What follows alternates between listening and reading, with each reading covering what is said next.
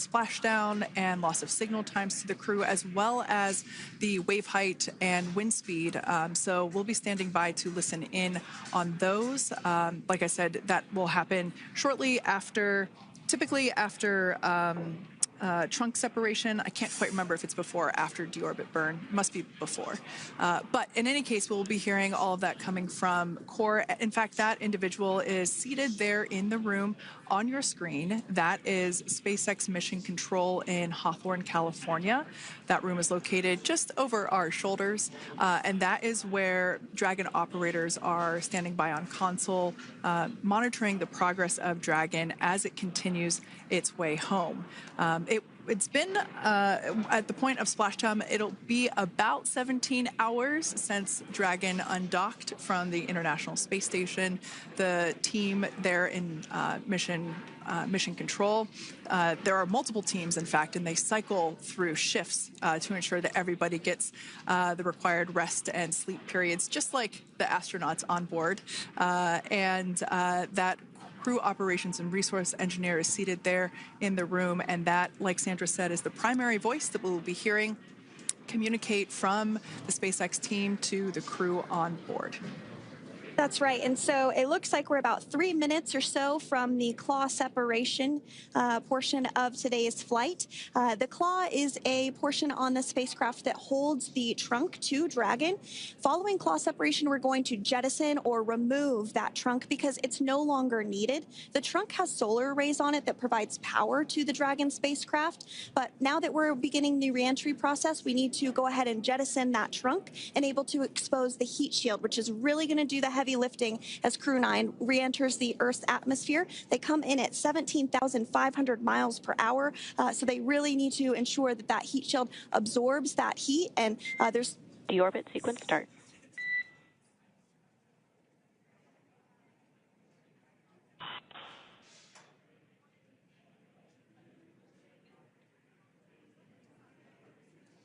And so we did just get communications there that the deorbit sequence start has begun.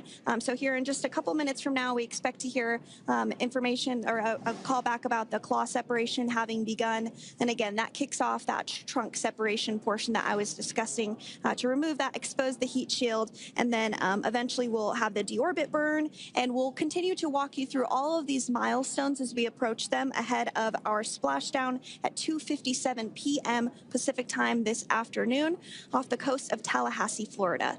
Yeah, we're very excited to bring the Crew 9 crew home.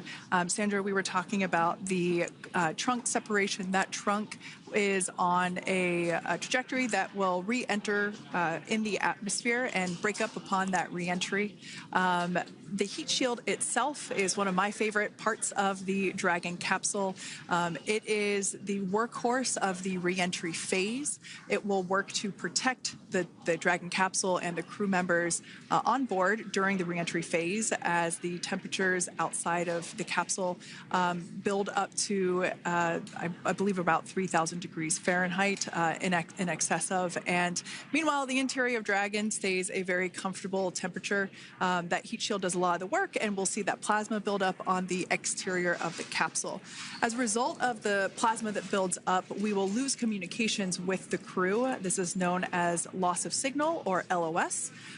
This is roughly a 10-minute period on average, even less than. I believe today it is probably about 6 or 7 minutes long. It kind of depends on the mission, and it happens for every Dragon capsule that re-enters the atmosphere. Due to that plasma buildup, we're not able to communicate or command the capsule, so we stand by while we wait to regain communication after we pass through that period of loss of signal and get what's known as AOS, or acquisition of signal. Continuing to stand by for claw separation, and then we'll look towards trunk separation.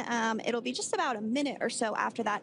That happens pretty rapidly in succession. Some of our milestones will take a little bit longer throughout the day. For example, we will have a deorbit burn after that will take about 7.5 minutes and helps get Dragon set up in the right trajectory to splash down in the Gulf off the coast of Florida.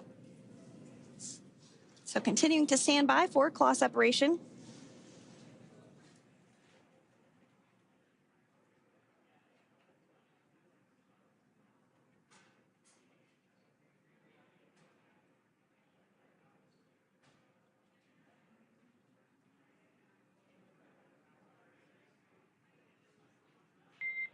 Nominal trunk jettison. All right. Great news there. That trunk has been jettisoned from the Dragon capsule.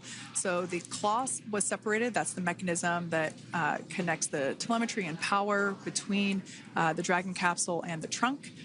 In order to expose the heat shield underneath Dragon, we had to jettison that trunk. And so we just got confirmation that that has happened. So that is great news.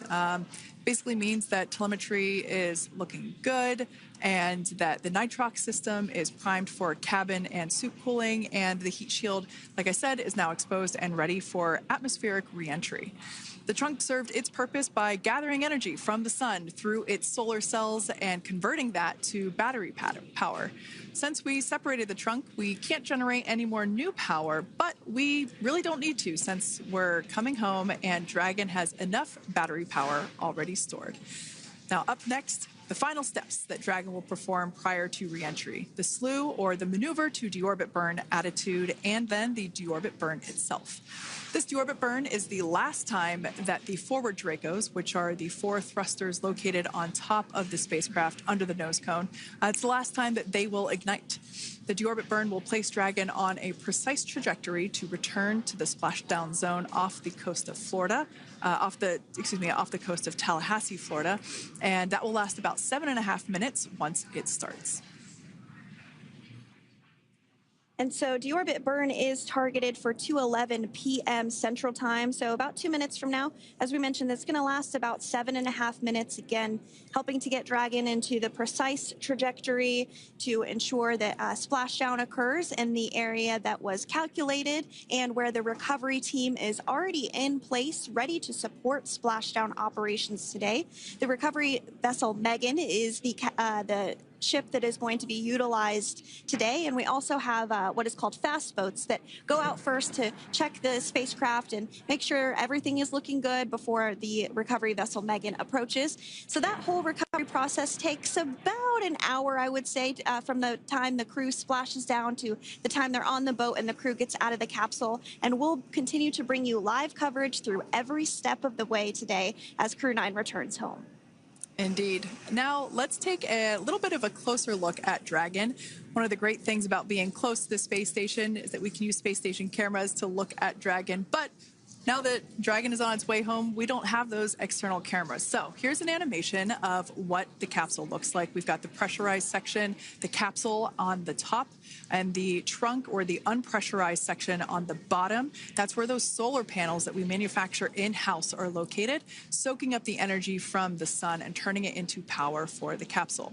At the very top of the capsule is the nose cone. That is where the Dracos, the forward Dracos, are located. That nose cone is currently open, not closed like we saw in that animation.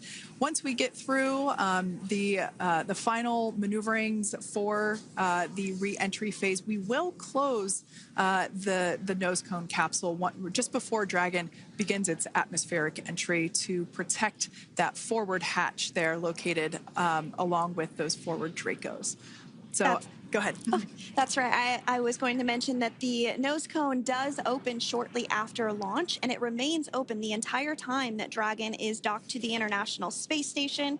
So as an example for this particular spacecraft, Freedom, since September when it docked to the International Space Station, remains open that entire time, and here shortly it will close for the very first time since September. So quick recap of what Dragon has done in recent history here.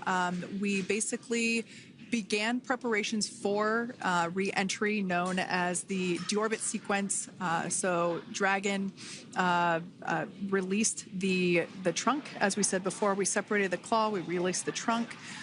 It next will slew to the deorbit burn attitude. Slew basically meaning maneuver, so it will position itself correctly to execute that deorbit burn. We want the heat shield side to be facing forward, or first, if you will. We want that to be the leading edge of the Dragon capsule, as that heat shield is meant to basically be an ablative material for the heat that it will incur. Once we complete that deorbit burn, attitude slew, we will initiate the deorbit burn itself. That will last for several minutes, expecting that to be to start here any moment now, actually, and then it will go until about 2:18 p.m. Pacific time or 5:18 p.m. Eastern time. And I did hear confirmation that that deorbit burn is underway. As we mentioned, it's about a 7.5-minute burn. So within the last 10 minutes, Dragon has jettisoned its trunk and initiated the deorbit burn just seconds ago. As mentioned earlier, for those operations, NASA and SpaceX closely coordinate with the United States Coast Guard to establish a safety zone to ensure public safety and for the safety of those involved in the recovery operations, as well as the crew on board the returning spacecraft.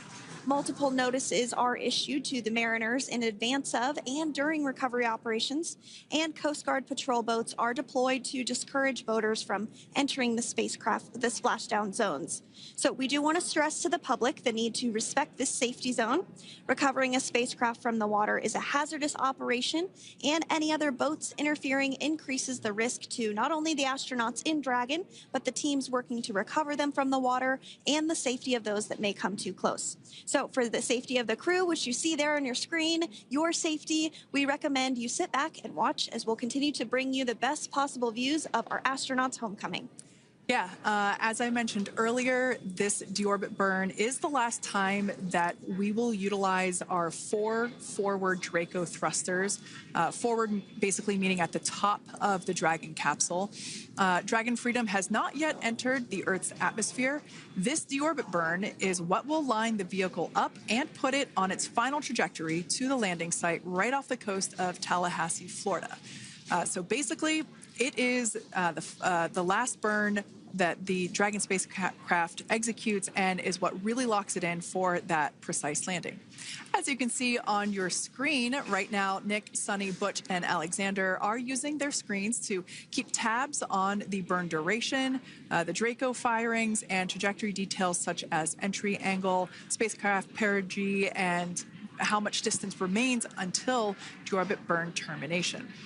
As I mentioned earlier, Dragon is flying itself. So all the crew has to do is stay strapped into their seats and keep tabs on things. Although I must say, if I had one of those window seats, it would be pretty difficult to restrain myself. Now, with Nick, Sunny, Butch, and Alexander ready to deorbit and splash down back on Earth, they will be heading to one of 8 targeted sites supported by SpaceX and NASA. All of these sites are located off the coast of Florida, either in the Gulf of America or the Atlantic Ocean. Spreading the supported sites across multiple locations helps maximize the return opportunities for this mission and future crews, lowering the chance that we'll have to wave off due to bad weather. For those of you following along, you'll know that today's splashdown marks our final Dragon recovery on the East Coast. After 6 great years of successful recovery operations off the East Coast, we'll be moving all Dragon recovery operations back to the West Coast. And as always, NASA and SpaceX jointly select our splashdown location. And for today, the prime recovery site is off the coast of Tallahassee, Florida. The selection process works with a lot of different variables, including the space station's orbital trajectory or path that it follows, what landing sites are available and have favorable weather, how much free flight capability Dragon has for the trip home, and the sleep schedules for the returning crew members, as well as, of course, the big one, the weather. We'll start with calculating daily return options based off of the space station's current orbit and Dragon's capabilities to maneuver and line up for re-entry. The time from undock to landing at the primary site can vary from less than 6 hours to more than 39. Getting home the quickest comes with some obvious benefits, but we always have to make sure the crew is properly rested for dynamic operations, preventing us from scheduling 20-plus hour days for them, of course. Trajectory and ballistic experts provide the daily opportunities that would line up Dragon with the 7 landing zones and split them into what we call ascending and descending opportunities. Dragon uses its Draco thrusters after leaving station to execute a series of altitude lowering maneuvers and to line up with the selected primary site. It can also change to different alternative sites while in a free flight if sudden weather moves in that we may need to avoid.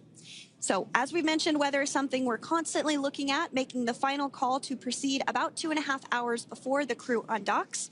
So for the Crew 9 return, we looked at a number of weather items. Some of the obvious ones are no rain or a chance of lightning in the recovery zone, both for the safety of the crew inside Dragon and the recovery teams in the water. And we're also looking for wind speeds to be less than 15 feet per second or about 10 miles per hour, and relatively calm seas so that we can safely execute recovery operations, which includes landing a helicopter on the recovery ship to fly Nick, Sunny, Butch, and Alexander back to Florida. Once Dragon began flying today, we had a number of additional checkpoints to either proceed towards the primary site, head to the alternate, or select a new zone based on real-time weather data. These checks happened all the way up until we were in the final hours before the deorbit burn, which has just about a minute or so left in it. And this is the last burn in the trip home that commits Dragon to re-entering the Earth's atmosphere. Now, we are currently waiting to conclude the deorbit burn. We've got less than a minute until that finishes. We will expect to hear a call out for nominal burn, which will confirm completion of that deorbit burn for Dragon Freedom. We can see images there from the touchscreen display panels that the crew utilizes in flight. We can see the visualization of exactly which one of the four forward Draco thrusters are firing. That's why you have kind of like a strobe effect there.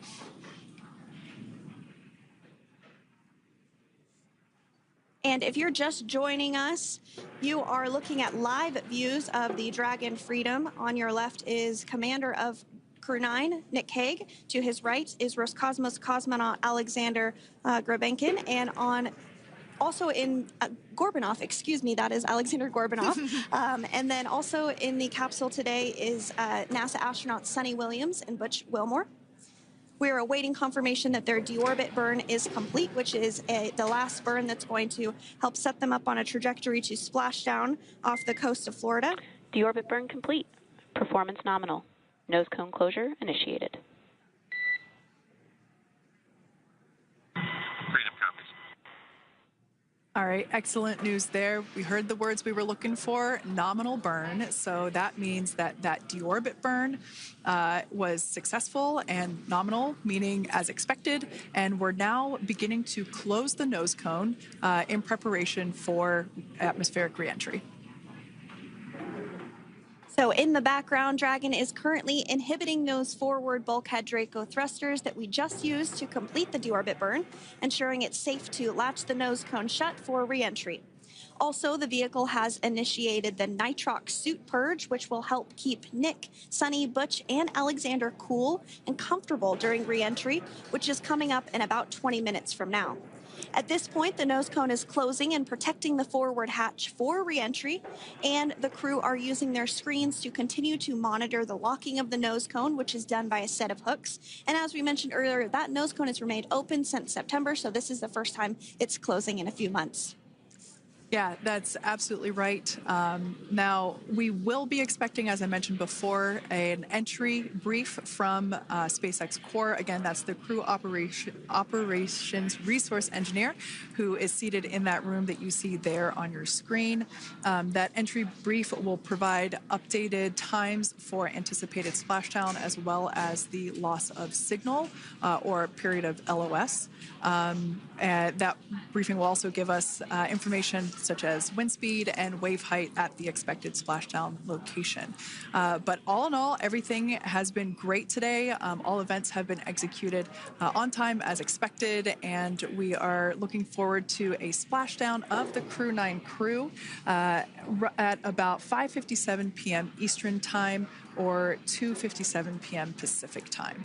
Between now and then, things are going to start moving quite quickly. In fact, if anything, this will have seemed like the slower part of the reentry phase. We're going to go through, like I said, that period of loss of signal, or LOS. That period is a few minutes long where we are unable to communicate or command the capsule due to the plasma that builds up on the exterior of the capsule. That period, like I said, lasts for a couple minutes. You will start to hear SpaceX Core hail the Crew 9 crew a little bit earlier than expected, because we, in the past, have actually regained communications a couple minutes earlier than initially anticipated. So we'll go through that period of loss of signal, that entry period, that specifically when when the Dragon spacecraft is re-entering through the atmosphere.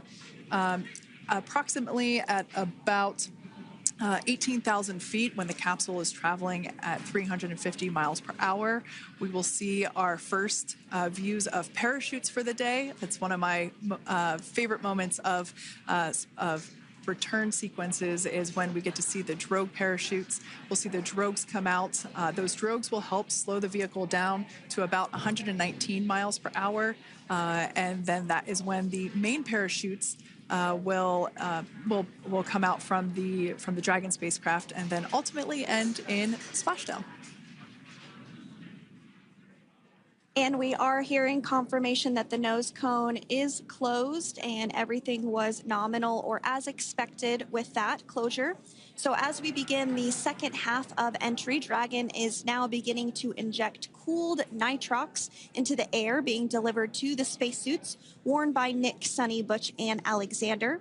Again, this is what will allow the crew to remain comfortable while external temperatures reach 3,500 degrees Fahrenheit as they re-enter the Earth's atmosphere. So the heat shield is pointing forward, leading Dragon to the landing site. Yeah. Now, speaking of the heat shield, Dragon's primary heat shield is comprised of PICA 3.0, which stands for Phenolic Impregnated Carbon Ablator. The first-gen PICA was initially developed by NASA for studying and sampling comets within our solar system. SpaceX partnered with NASA to develop PICA X, which was the second-generation product used on all Dragon 1 cargo resupply service missions that resupplied the International Space Station on 20 missions. PICA 3.0 was developed specifically for use on Dragon 2 crew and cargo, with enhanced structural and thermal capabilities that allowed the heat shield to be even more effective in the way that it utilized the ability to make that heat ablevate as it goes through the Earth's atmosphere.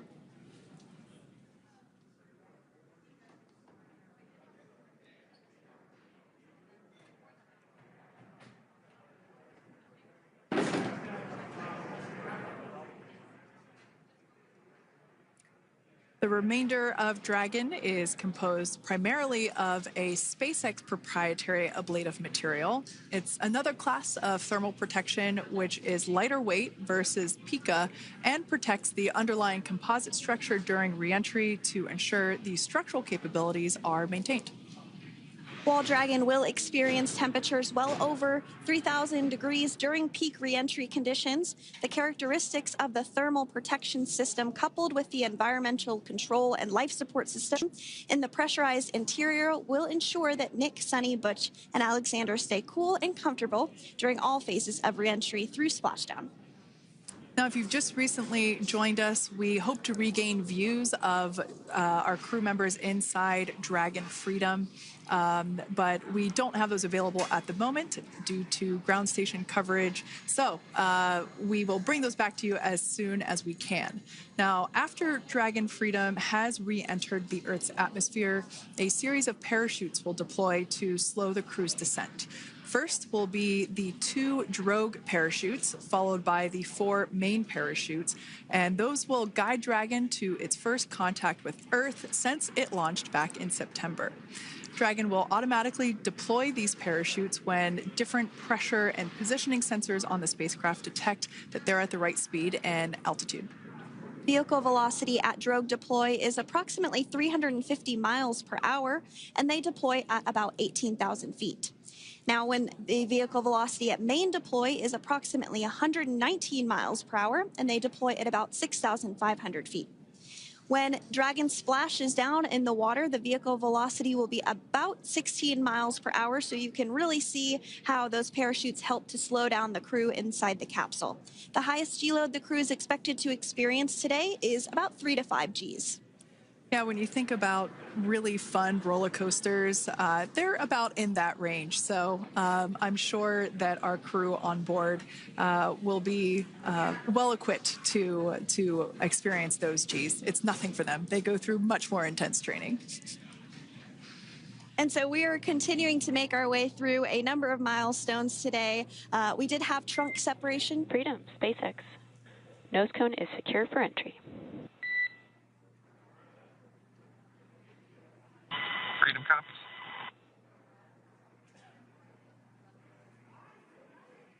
All right, great news there. That tells us that the final physical configuration change for Dragon is complete. We have closed that nose cone. This is the last physical change that Dragon undergoes prior to re-entering the Earth's atmosphere. It's important that that nose cone is completely closed because underneath it is not only where the 4 forward Draco thrusters are located, but it's also because that is where the forward hatch is located. That is the hatch that is utilized for the crew to ingress and egress from the station while it is docked on board. And since our capsules are flight proven and we reuse them on future space flights, we want to make sure that all of the integrity of that hardware remains intact. So that nose cone is successfully closed, and we're going to start moving pretty quickly here. As I mentioned before, we'll go through loss of signal. We'll get that signal back several minutes later, and then we'll see the parachute action. Yep, and then that's all ahead of Splashdown off the coast of Florida. We're targeting Tallahassee as our splashdown zone today at 2:57 p.m. Pacific time this afternoon. Now, you did mention the call to the crew. They'll do some additional calculations following that burn and potentially let us know if that splashdown time has changed at all. But right now, we are continuing to target 2:57 p.m. And you can see there on your screen a path of where Dragon will be re-entering today. So if you are in the southern tip of Mexico, you might have the opportunity to see Dragon. Because it's a daytime splashdown, you probably won't have too great of views, but potentially you'll have the opportunity to get a glimpse of it there. Once again, Dragon operators, they're monitoring the progress of Dragon through this re-entry phase. That is SpaceX Mission Control, located here in Hawthorne, California. That is also where the crew operations and resource engineer is seated. That person is the voice that we have heard multiple times and will continue to hear as the primary point of contact to the crew on board Dragon Freedom. We will also hear the voice of Commander Nick Hague. Basically, after we hear the Corps communicate something, we will hear Nick Hague indicate that they copy, that they heard the message well, some sort of recognition that the message was received. And if you joined us yesterday for our coverage during the undocking, we were communicating through something that's called a big loop.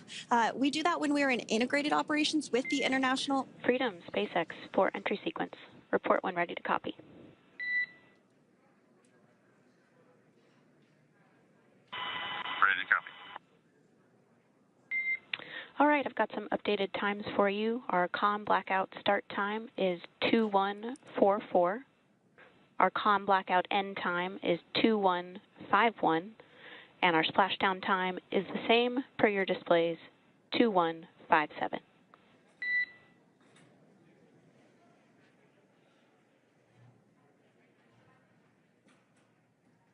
Okay. Understand comm blackout start 2144, stop 2151, splashdown per display. That's a good readback. And with that, please report when tablets are secured behind the elastic bands, restraints are tight, and visors are down. And copy, Wilco.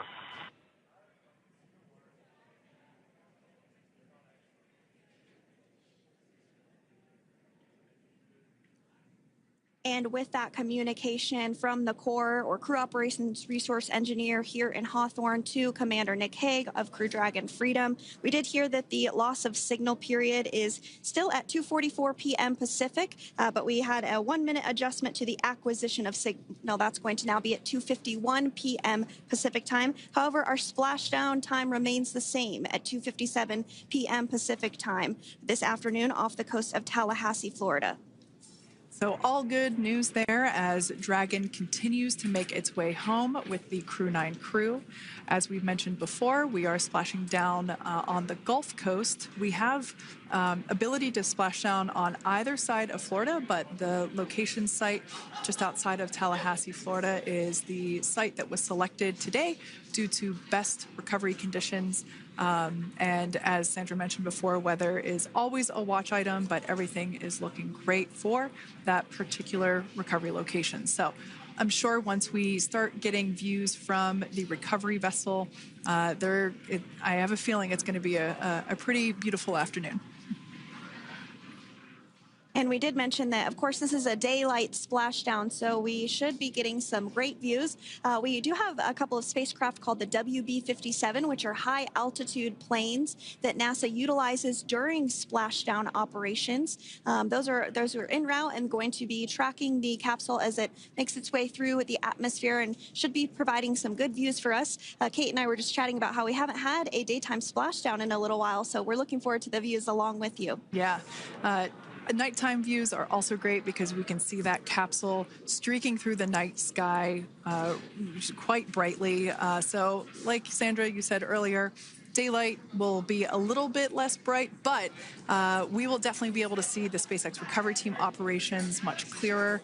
I could also imagine it's probably a little bit easier for the team themselves to do their work in daytime than at nighttime. We'll see them rush in really quickly with a couple of fast boats as they begin the initial safety checks and sweeps of the Dragon capsule, while also retrieving the parachutes from the surface of the ocean.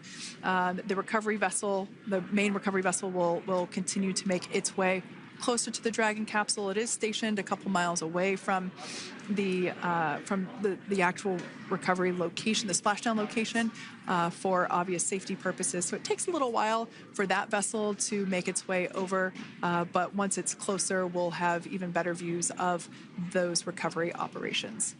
And you may be wondering why sometimes we splash down in the daytime versus the nighttime. And believe me, we would all love for these operations to happen during regular daytime working hours. But unfortunately, orbital mechanics just doesn't quite work out that way. So it has to deal with the location of the International Space Station, as well as where the splashdown zone is on Earth and that trajectory, as well as the phasing. So as we mentioned earlier, sometimes we have phasing as short as 6 hours, sometimes in excess of 30+ hours. It just depends on where the targeted area is that the capsule is going to splash down. So today's phasing has been 17 hours since undocking occurred at 10:05 p.m. Pacific yesterday evening for us here in Hawthorne. Early wee hours for folks on the East Coast and other areas of the United States.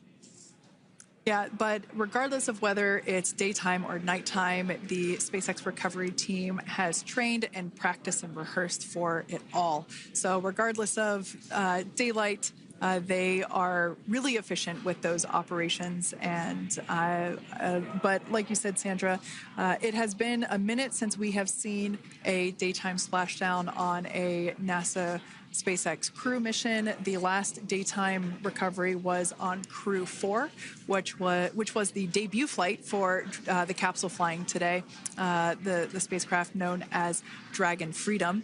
And so, yeah, kind of a fun fact there in terms of the timing of that daylight splashdowns.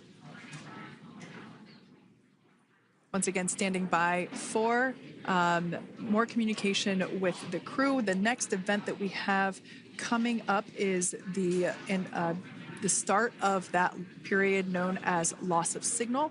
That is the period still expected at 2:44 p.m. Pacific time. This lasts for several minutes while the capsule is making its way through the Earth's atmosphere. The heat shield located at the bottom of the capsule really doing all the work at that point in time in terms of using the atmosphere to slow the capsule down from its orbital speeds of 17,500 miles per hour. Our tablets are secure, restraints are tightened, visors down. We are configured for entry. Freedom, I copied. Tablets are secured, restraints are tight, and visors down.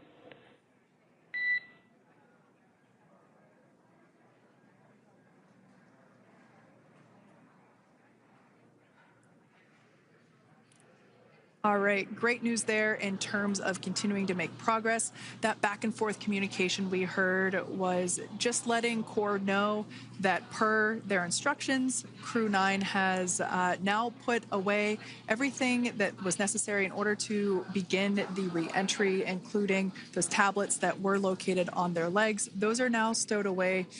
They've tightened that safety harness that we see there, and the visors are now down. So with all that being said, let's take a minute to meet our returning crew.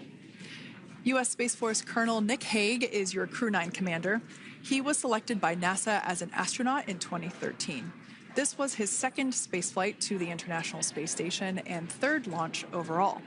He spent 171 days in space with Crew 9 and has a career total of 374 days in space.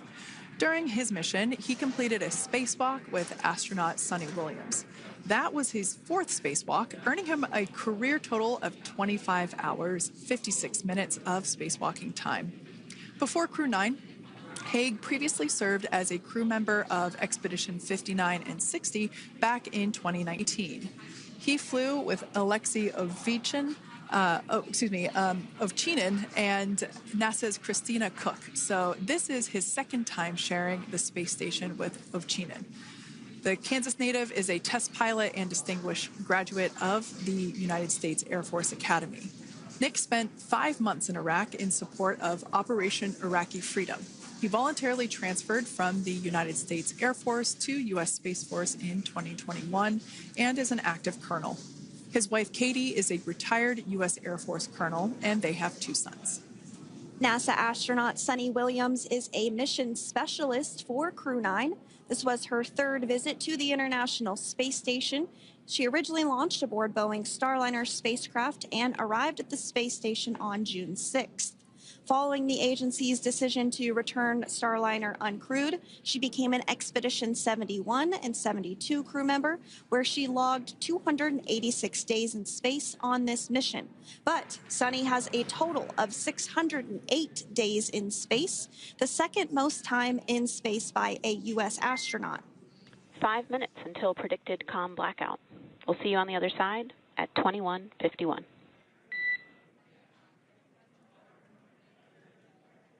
21:51. Talk to you soon. And with that call out from the crew operations resource engineer to Commander Nick Hague, letting them know that everything is looking good ahead of the loss of signal period. We will see the crew on the other side of the loss of signal period at 2:51 p.m. Pacific time this afternoon.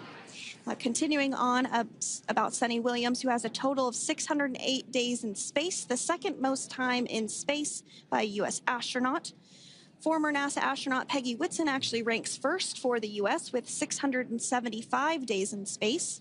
Sunny conducted 2 spacewalks and has completed 9 over the course of her career for a total of 62 hours, 6 minutes of spacewalking time. She ranks 4th on the list of cumulative time spacewalking by a female astronaut, and she has flown on 4 different spacecraft types, including the Space Shuttle, Soyuz, Starliner, and now Dragon. Previously, she served on Expedition 14 and 15 in 2006 and 2007, and again with Expedition 32 and 33 in 2012. She's a retired U.S. Navy captain and is a proud graduate of the U.S. Naval Academy and was the first astronaut to run a marathon in space. Pretty awesome stuff. Now, NASA astronaut Butch Wilmore is also serving as a mission specialist today. This is his third spaceflight and, just like Sunny, logged 286 days in space. He conducted 1 spacewalk and completed 5 over the course of his career, earning him a total spacewalking time of 21 hours and 2 minutes. He's flown on 4 different spacecraft types throughout his career: the Space Shuttle, Soyuz, Starliner, and now Dragon. Previously, the Mount Juliet, Tennessee native served on STS-129 in 2009 and Expedition 41 and 42 from 2014 to 2015. Wilmore is also a retired captain in the U.S. Navy. Next up is Alexander Gorbanov, who is the 3rd mission specialist serving on today's mission. Crew 9 was his first space flight to the space station, earning him a total of 171 days in space over the course of his career. Gorbanov, along with Nick Hague, saw the arrival of 4 visiting vehicles and saw the departure of 4 as well. The duo orbited the Earth more than 2,700 times since September. Before his cosmonaut selection in 2018, Gorbanov worked as an engineer for a rocket space corporation and helped support cargo spacecraft launches from the Baikonur Cosmodrome in Kazakhstan.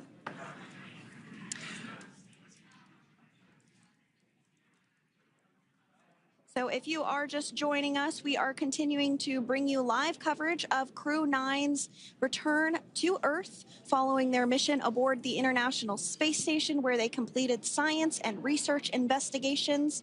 We are targeting splashdown off the coast of Florida at 2:57 p.m. Pacific time. The next major milestone that we'll look ahead towards is what we call loss of signal, or LOS, when we won't have communications with the crew because they will be re-entering the Earth's atmosphere. And during this process, there is plasma that builds up around that heat shield, so we are not able to communicate with the crew, but we are anticipating to regain communications with the crew at a short time from now at 2:51 p.m. Pacific time today. As we said before, everything continues to look good for the return of the Crew 9 team. We are about to go into that period of loss of signal. Once we get views of the crew inside the capsule, once again, we will be sure to bring those to you. But that period of time is when plasma is building up on the exterior of the capsule, generating heat in excess of 3,500 degrees Fahrenheit. So we are unable to communicate or command the spacecraft at that time. And that includes, unfortunately, video feeds as well. So as soon as we get the views back inside Dragon, we will bring those to you. But until then, we are going to stand by and continue to monitor the progress of Dragon. Like Sandra just said, we are anticipating the blackout period to begin at 2:51 p.m. Pacific time, 5:51 p.m. Eastern time.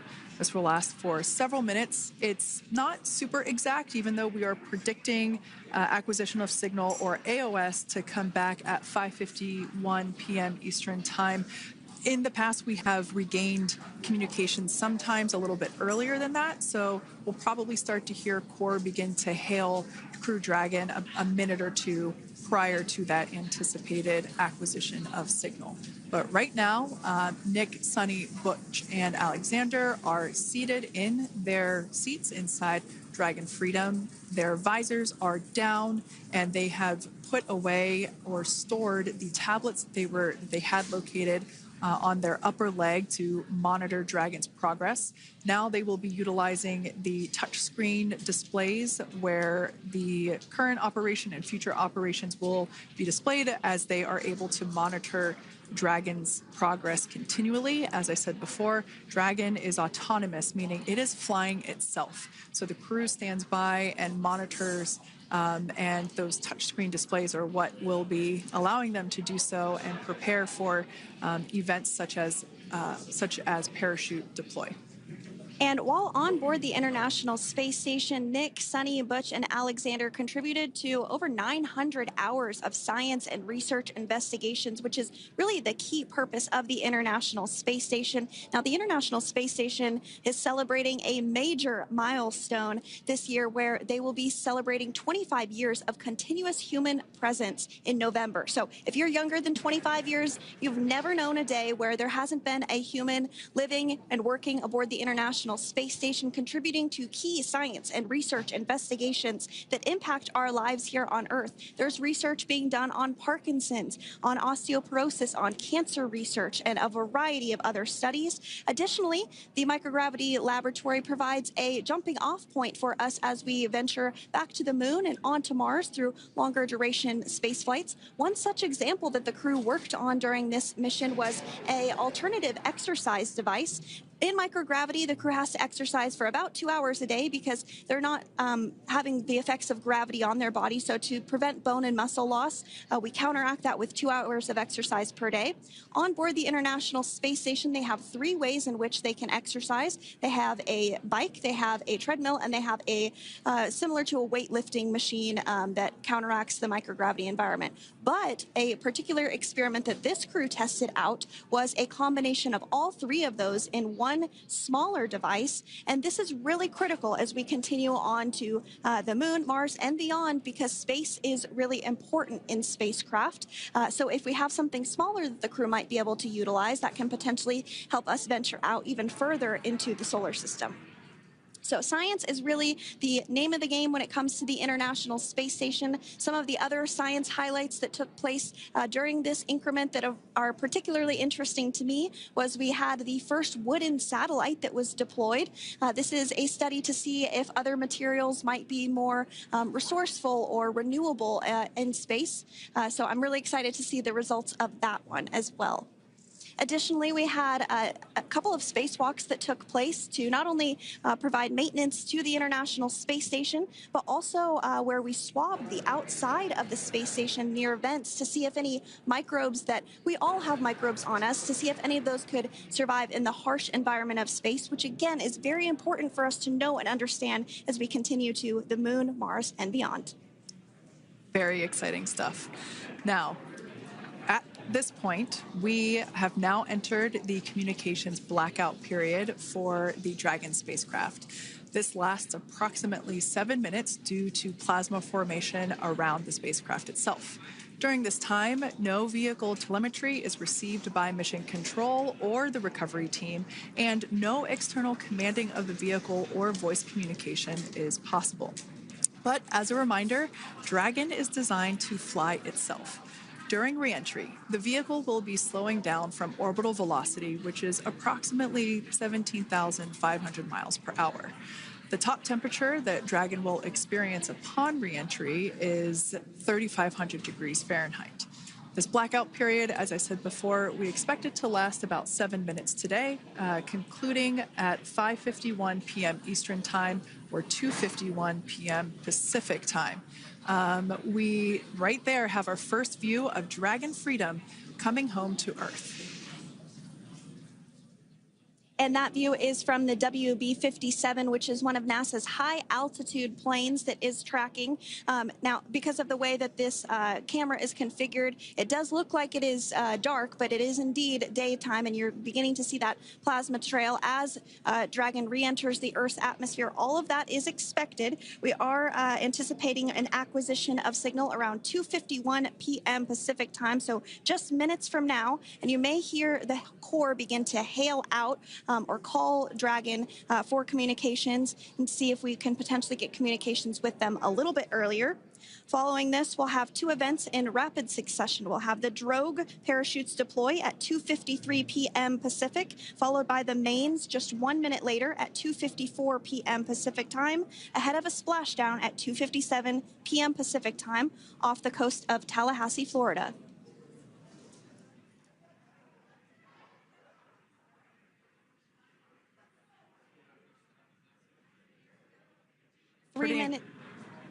Pretty incredible views of the Dragon spacecraft making its way home back to planet Earth with the Crew 9 astronauts on board.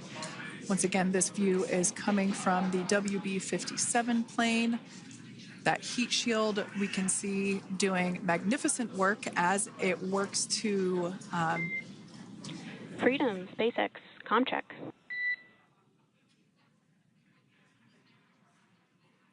All right, we're going to start hearing the SpaceX Crew Operations Resource Engineer.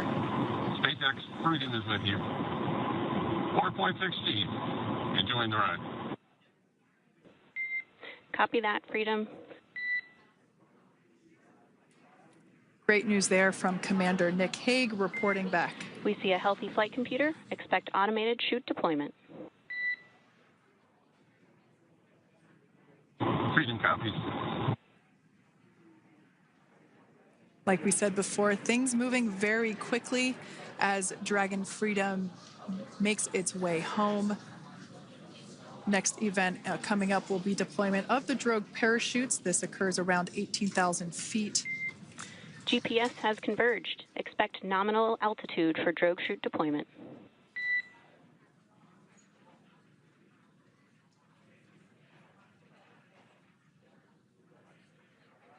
We're about 2 minutes away from deployment of those drogue parachutes. Now the heat shield is continuing to work to slow the vehicle down. That entry period, the Dragon spacecraft went from orbital velocity about 17,500 miles per hour down to about 350 miles per hour. So that really gives you a sense of why that plasma builds up on the exterior of the capsule, thanks to the heat shield and the work that it does. Those drogue parachutes will slow it down from 350 to about 119 miles per hour. We can see 15 kilometers. Brace for drogue window. We can see seat rotation happening inside the capsule. Great to get those first views of our crew members. Once again, the capsules are going about 350 miles per hour when the drogues are deployed. Those drogue parachutes that we manufacture here in-house are going to slow the spacecraft down to 119 miles per hour. And that is when we will see the main parachutes deploy, and that occurs about 6,000 feet above the ocean's surface. And we are expecting drogue deployment at 2:53 p.m. Pacific, so we should see it any second now. And there you are getting a great view of Crew 9 inside Dragon Freedom as it returns back to Earth. We are awaiting the drogue deploys. This view coming from the WB-57 high altitude plane. And there you see it on your screen, drogue deployment. Drogue descent rate nominal. You can hear the crowd here. Visual on 2 healthy drogues. The crowd here very excited as Dragon Freedom continues to make its way back to planet Earth.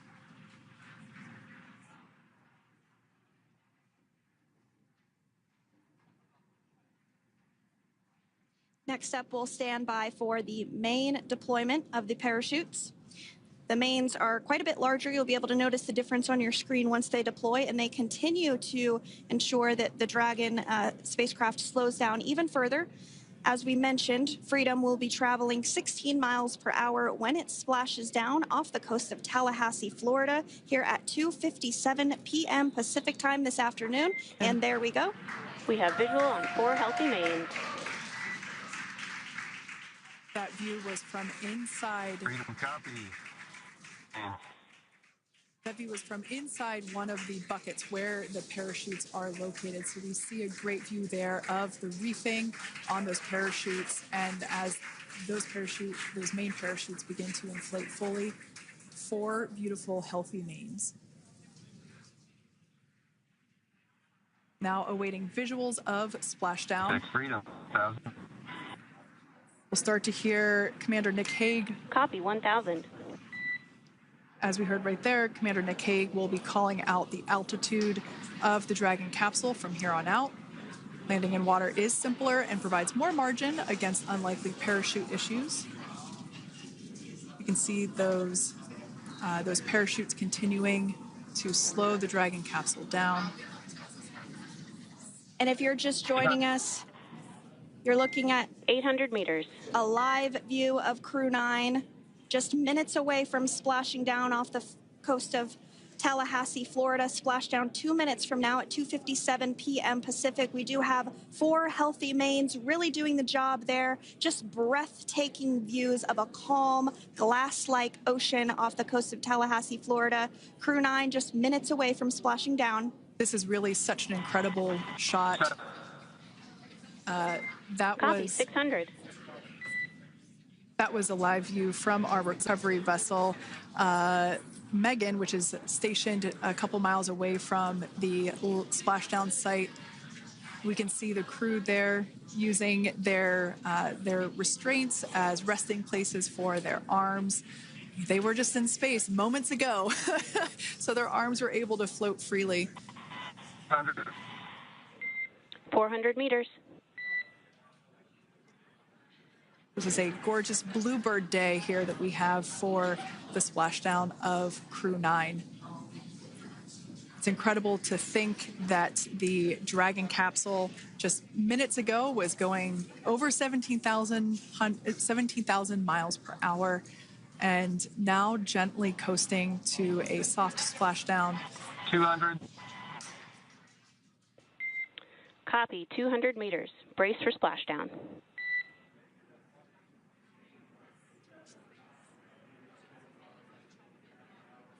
As you can see there on your screen, continuing to monitor progress of the Dragon spacecraft.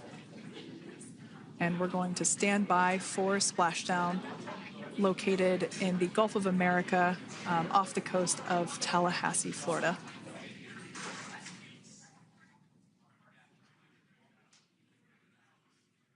And splashdown, Crew 9 back on Earth.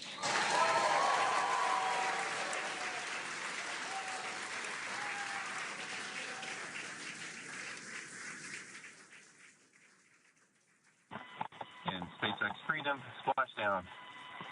Good main release. Copy, splashdown. We see main chutes cut. Nick, Alex, Butch, Sunny, on behalf of SpaceX, welcome home.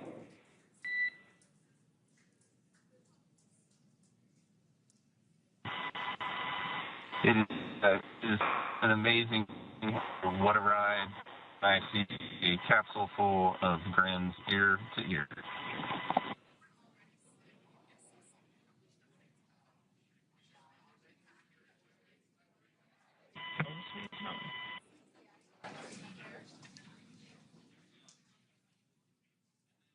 And as you can see on your screen, we have visual confirmation of splashdown.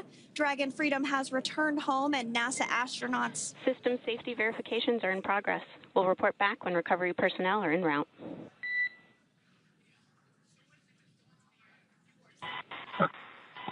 Understand. And we're in section 2, 4.800 landing response. And looking for your word on if it is necessary.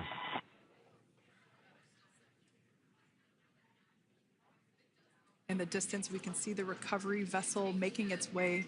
Copy, you're in section 2 for the environmental assessment in 4.800. That is not necessary today.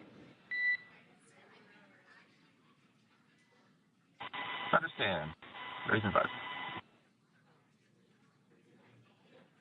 So we will continue to have communications between the Corps and Nick Hague, the commander of Crew Dragon Freedom, which just splashed down 2 minutes ago off the coast of Tallahassee, Florida. Dragon Freedom has returned home with NASA astronauts Nick Hague, Sunny Williams, Butch Wilmore, and Roscosmos cosmonaut Alexander Gorbanov. They're back on Earth after approximately 17 hours of a return journey from space. The SpaceX recovery ship and team have been waiting for Dragon's splashdown, and they will now make their way to the splashdown location.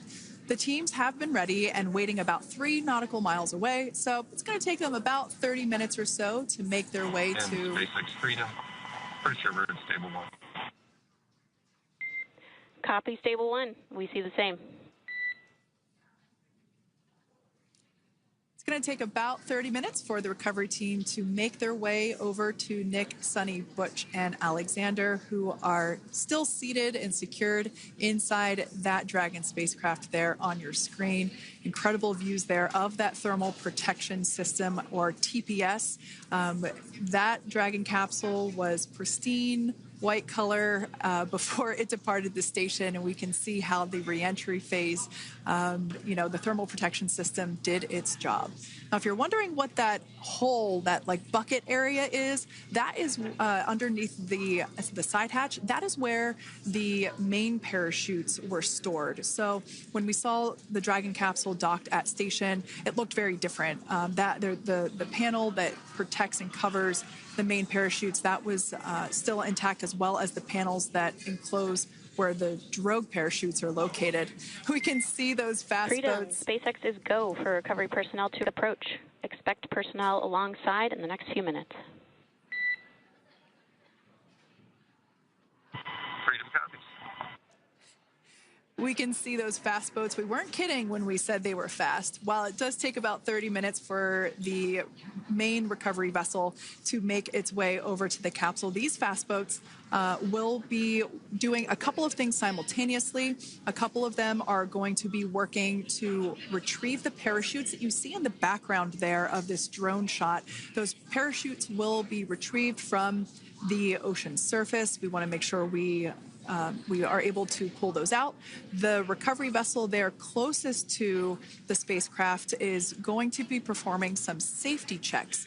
We can see there they're using an instrument that is basically working to detect if there are any hypergolic vapors or fumes that are still residing in and or around the Draco thruster nozzles or outlets. The hypergolic fuel, which is necessary for on-orbit burns to maneuver the spacecraft. Unfortunately, those hypergolics are unable to be breathed. They are toxic, and so this team here is doing those initial safety checks to make sure that it is safe for the rest of the recovery team to approach the spacecraft. They're also checking to make sure that any residuals from the pyros are safe and are not going to cause any issues. We can see the team working their way around the spacecraft to do these basically these sniff tests on all of those Draco thrusters. And as we continue to await the recovery of our Dragon spacecraft with NASA astronauts Nick Hague, Sunny Williams, Butch Wilmore, and Roscosmos cosmonaut Alexander Gorbanov inside, Dragon has autonomously completed several steps to safe itself following splashdown. We are continuing to see Dragon in what is known as stable 1 configuration. That's kind of the ideal configuration following splashdown. It's upright, and the Dragon capsule is in the right configuration for it to be hoisted into the recovery vessel Megan, which you do see a little ways off in your screen approaching.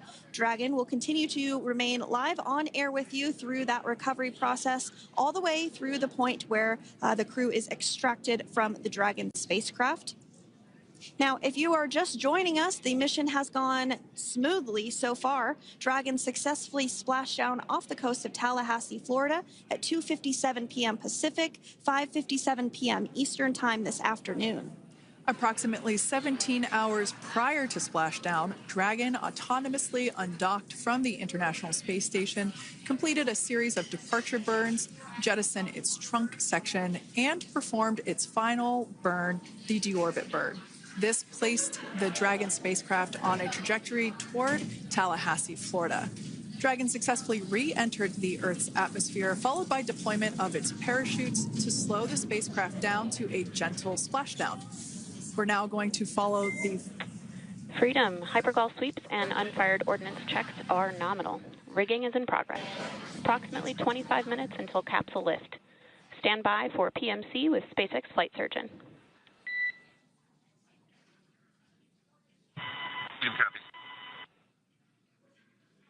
And so what we did just hear there was communications that those hypergol checks were complete.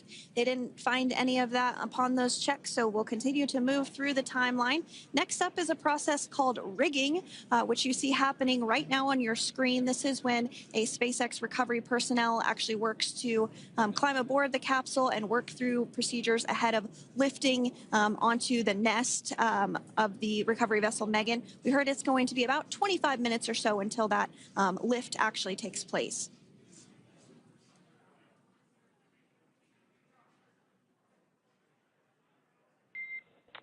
Okay, Freedom, the next call will be from the SpaceX flight surgeon on Dragon and Ground Private. Understand. Thank you. callouts there indicating that the crew will have the opportunity to do a quick check-in with the SpaceX flight surgeon. This is standard procedure for every Dragon spacecraft when it returns to Earth. It's just an initial check-in, make sure everybody is doing okay. They will also have another check-in with the flight surgeon once they are on board that recovery vessel that you see there in the background. We can now see that SpaceX recovery team member they're on top of the Dragon spacecraft. They are going to be working to install plugs in the Draco thrusters to ensure that none of those, and to ensure that no more hypergolic fumes or vapors come out from the spacecraft. They'll also place harnessing around the spacecraft that are required in order to lift it out of the water. Go ahead, Sandra. Continuing to get some views of the recovery personnel, both the main recovery vessel, Megan, as well as some of those fast boats that we've discussed previously. It looks like just a beautiful day there out off the coast of Tallahassee, Florida. Weather was pristine. We were able to get undocked from the International Space Station as expected at 10:05 p.m. Pacific time yesterday evening, and Crew Dragon has since completed steps ahead of its splashdown at 2:57 p.m. Pacific, and we're now stepping through procedures to get Dragon hoisted up onto the Megan recovery vessel and get the crew extracted out of the spacecraft. And you did see some of the parachutes that were near the spacecraft. Upon detection of landing, Dragon automatically releases those main parachutes to prevent wind from pulling the spacecraft. Dragon then automatically safes any pyrotechnics that may still be present on the vehicle and may automatically perform additional minor system reconfigurations. The astronauts will remain seated and in their suits at this point, but the onboard air conditioning keeps things temperature controlled inside the spacecraft so the crew remains comfortable, and the communication systems... Freedom, SpaceX, comm check. SpaceX, this is Freedom. We have loud and clear. Copy that, Freedom. Have you loud and clear as well, and Dragon to ground is no longer private. Understand, thank you. As we saw there on the screen, we have a couple of fast boats in the recovery fleet that have quickly moved into the splashdown location. They are being followed by one of the main recovery vessels, which will move into position upwind of the spacecraft. The two fast boats have very specific roles. Excuse me. The first approach is focused on immediate safety inspection, as we saw. They do this for spacecraft integrity and checking for any presence of those hypergolic propellant vapors. And this ensures that it is safe for the recovery vessel to approach Dragon. Once Dragon is cleared for full approach, as we heard is the case today, the team begins rigging the spacecraft for water recovery by the recovery ship. The second fast boat is responsible for parachute recovery and also serves as a redundant boat to the first one that makes the initial approach to the Dragon spacecraft.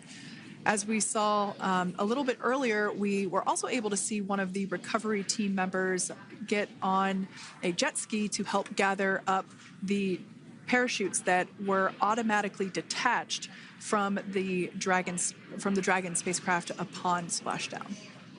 And it will take a little over 10 minutes for the recovery crew to complete their safety checks.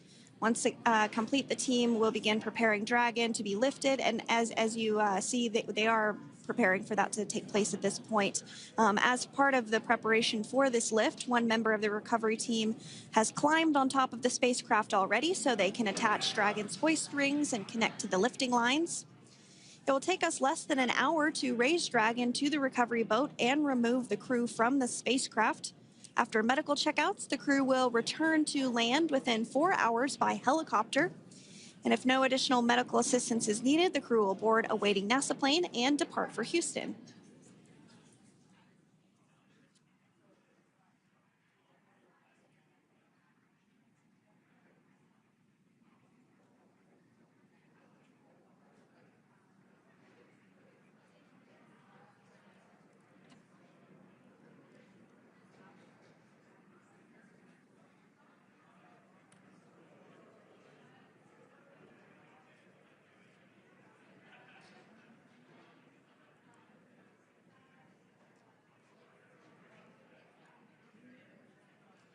And as we continue to await Dragon to be hoisted up onto the ship, we have a very special treat. NASA Public Affairs Officer Jaden Jennings, who is actually on the recovery vessel and had a bird's eye view of the splashdown today. Jaden, how are you? How was the view from the recovery vessel? Hi, Sandra. How do you hear me? I've got you loud and clear, Jaden. It's so great to hear you. Awesome. So Splashdown, Sandra, was nothing short of Be advised, spectacular. we are transitioning the forward link. Comm will be unavailable for approximately 5 minutes. Freedom compass.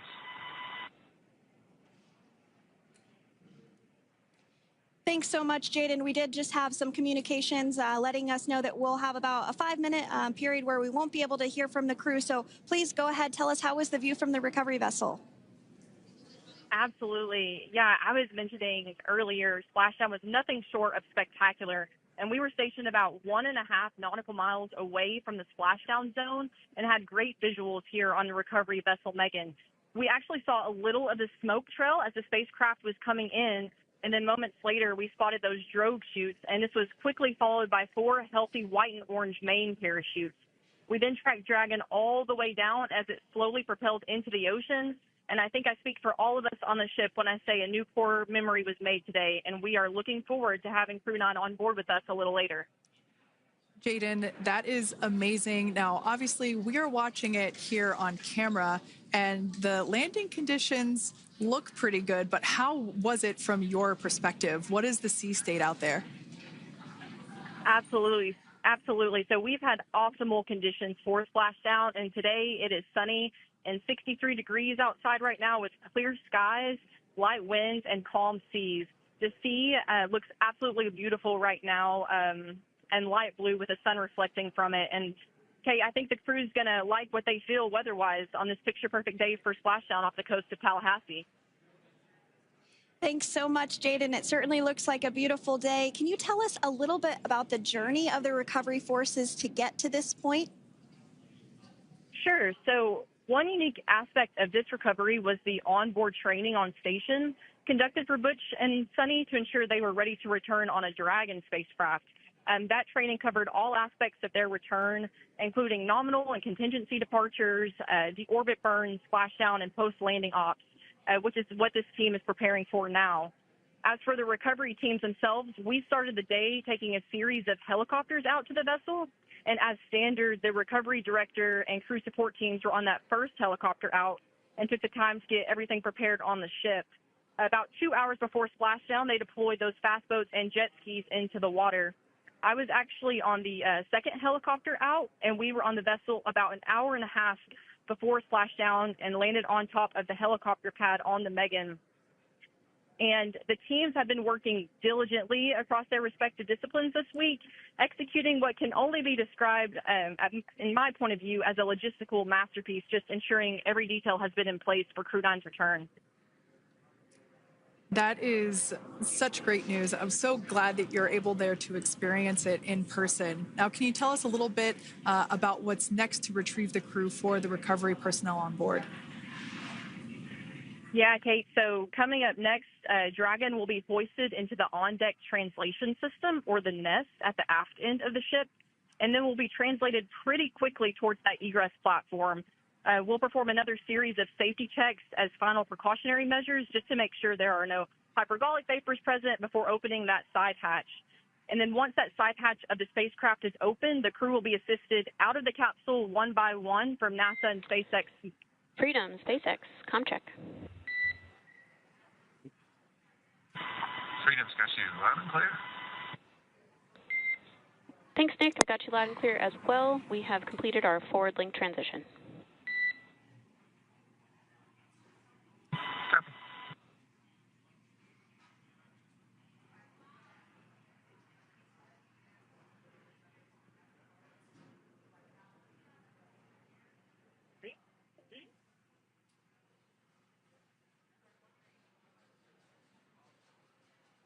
And Jaden, if you did just want to go ahead and let us know what is next to retrieve the crew, we are continuing to get some great views on our screen, but I know you have an even better view yourself.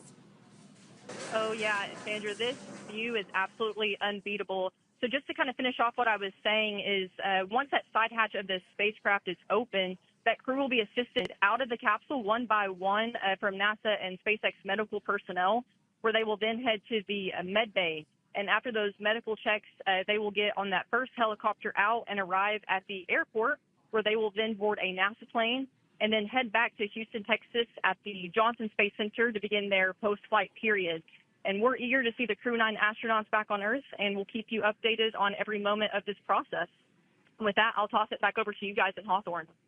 Thank you so much. That was Jaden Jennings, NASA Public Affairs Officer, who watched Freedom splash down firsthand from the recovery vessel. Megan, thanks so much, Jaden. So we are continuing to get these great views on our screen here of Freedom. As we mentioned, it splashed down at 2:57 p.m. Pacific time off the coast of Tallahassee, Florida. The recovery personnel are continuing to step through procedures to hoist Dragon onto the recovery vessel Megan there, which is now coming into view. You can see just how close Megan is at this point. And that's that helicopter pad that Jaden was just discussing, where the crew will fly off of onto the coast of Florida, and then eventually they'll fly back to Houston.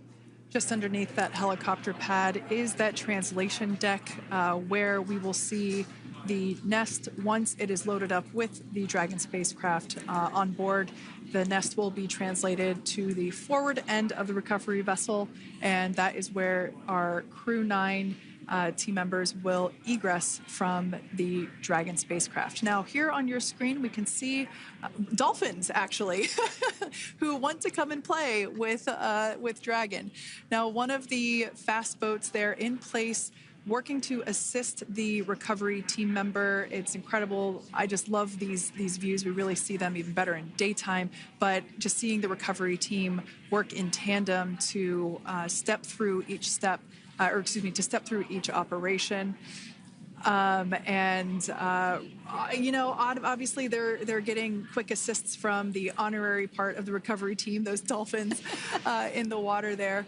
Now, the recovery team member that is crawling around the Dragon spacecraft. Earlier, we saw a view where it was like a spider monkey pose.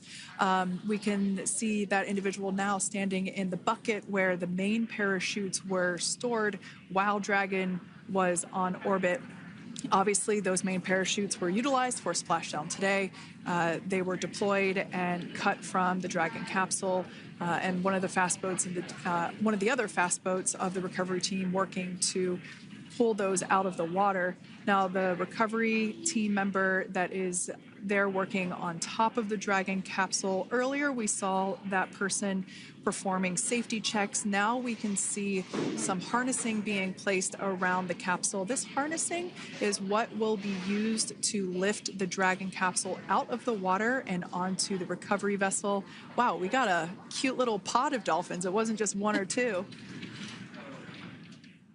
I mean, that water just looks beautiful. We had ideal splashdown parameters today. Obviously, wave height, ne'er a concern. The weather is beautiful, as Jaden mentioned, in the 60s, sunny.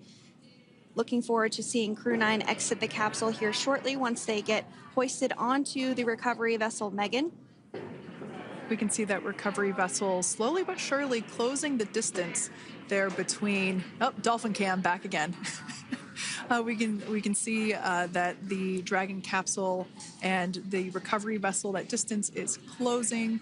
Again, this is just one more step as we continue to work recovery operations for Dragon Freedom, and we anticipate the lift of the Dragon capsule to occur here in just a few minutes. Now, once all of the rigging is on the capsule and it's hooked up to the recovery vessel, we will see the hydraulic arm, which is that kind of like bridge-like structure there at the aft end of the recovery vessel. We'll see that articulate backwards, and that's a good sign that we're getting even closer to pulling the capsule out of the water. It will then move forward and The capsule will be placed inside of what you can see there is basically a basket. We call it the nest, dragon nest, where that's where the capsule will be placed in order for it to be translated to the forward end of the vessel and for the astronauts to egress. And before that does take place, we'll have potentially views of the rigger go ahead and jump off of the spacecraft there. That typically occurs when the spacecraft is a little bit closer to the recovery vessel, and we usually get a really good view of that particular operation from one of the onboard cameras from the recovery vessel. That is an operation that I have a lot of respect and admiration for that individual that does that.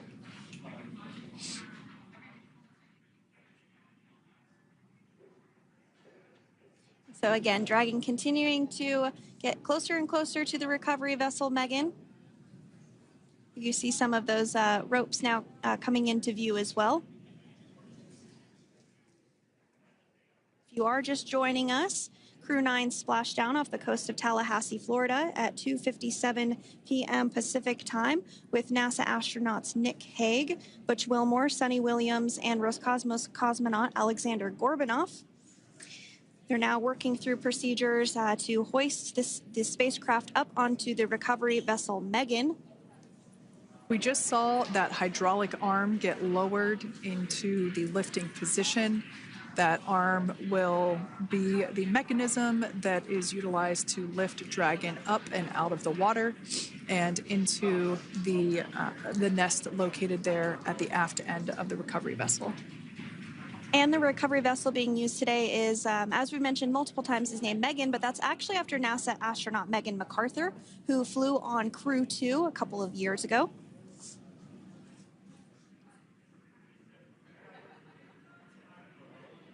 We're getting some views now from actually inside the boat.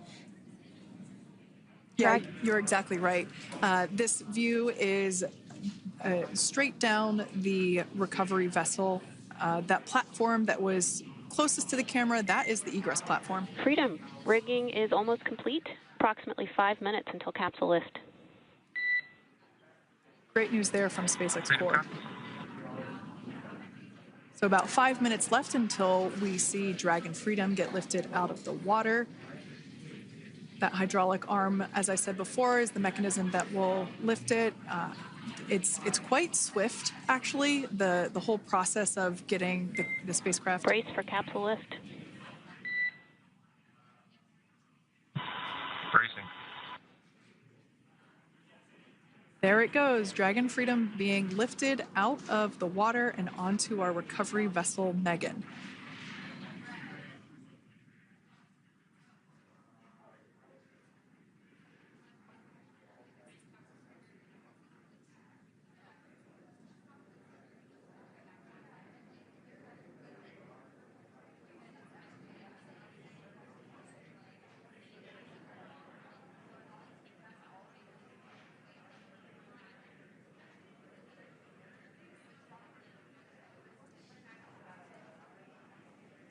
So once securely on...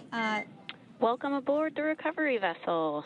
Recovery personnel are completing final checks and stand by for translation to the egress platform. Freedom copies. Great news there, letting us know that Dragon Freedom has been successfully recovered from the water's surface. If you've just joined us, we had an on-time splashdown at 5:57 p.m. Eastern Time, and we can now see that the water recovery operations are continuing to progress. The nest where the Dragon spacecraft is located is going to get moved forward. This will happen after one of the recovery crew members does some checks, and we'll also see some hosing. Obviously, the spacecraft splashed down in salt water. Salt water is corrosive, and we want to try and rinse out as much of the salt water as possible to reduce that corrosion on the metallic structures. So we can see some guidance there being provided, really steering the spacecraft properly into the Dragon's nest. And it's been 30 minutes since Dragon splashed down, and as you can see there, the spacecraft is already on board the recovery vessel Megan. Things continuing to move very smoothly today throughout the entire operations from the deorbit burn up until this point as well. And Freedom, it looks like the positioning wasn't quite right, so they are working on repositioning the capsule in the nest now. Okay, copy that. Thanks. And with that, the team is just going to adjust the Dragon spacecraft a bit so that it's in the right position ahead of translating up a little bit closer ahead of the side hatch. So the team is now going to step through the procedures to ensure that that takes place.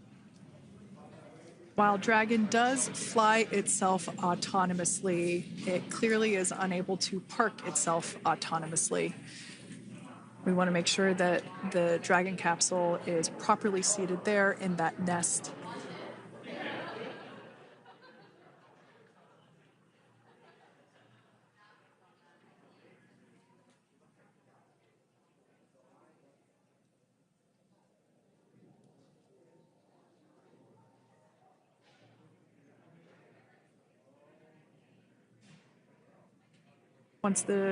Once Dragon is fully seated in the nest, we'll probably see a bunch of that salt water come out from the bucket there located underneath the side hatch. See some salt water splash out. As I mentioned before, one of the recovery team members will begin hosing down the exterior of the spacecraft.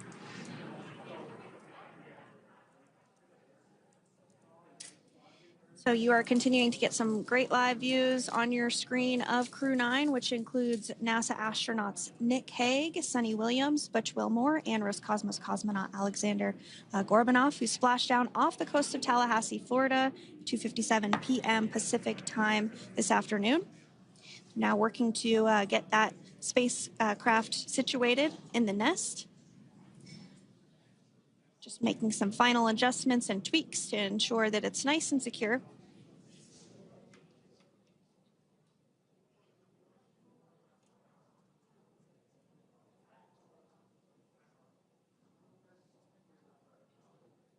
Once the spacecraft is seated and secured and oriented correctly in the nest, Dragon will be moved into the hangar located underneath that helipad that we saw earlier from the aerial views during recovery. All right, Freedom, looks like you are settled into the nest now. Team is working through hypergol sweeps. Copy all.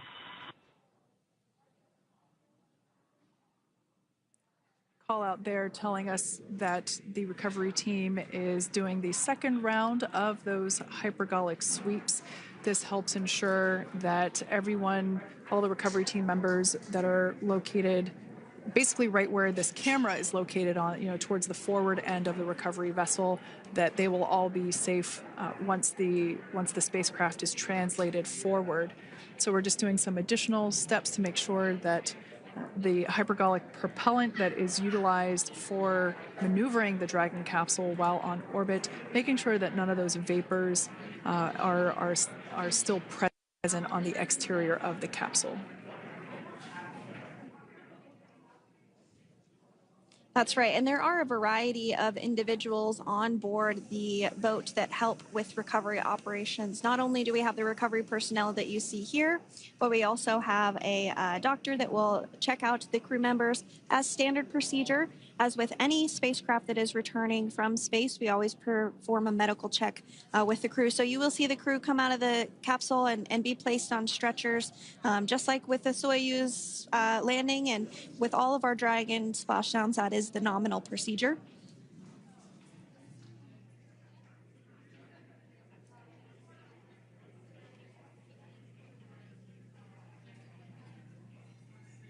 We'll stand by to see Dragon Freedom translate or scooch up a little bit closer to the camera angle that we're seeing right here. And then teams will step through procedures to get that side hatch opened. You see it right in the dead center of your screen there. It's kind of that rectangular shape. It has not been opened since since Crew 9, which include Nick Hague and Alexander Gorbanov, launched back in September from the Kennedy Space Center in Florida. So that will be the very first time that hatch is opened. Once docked to the International Space Station, crew enter through the top hatch, which was where the nose cone is now closed. That's the hatch that they actually utilize to go ahead and get inside the International Space Station.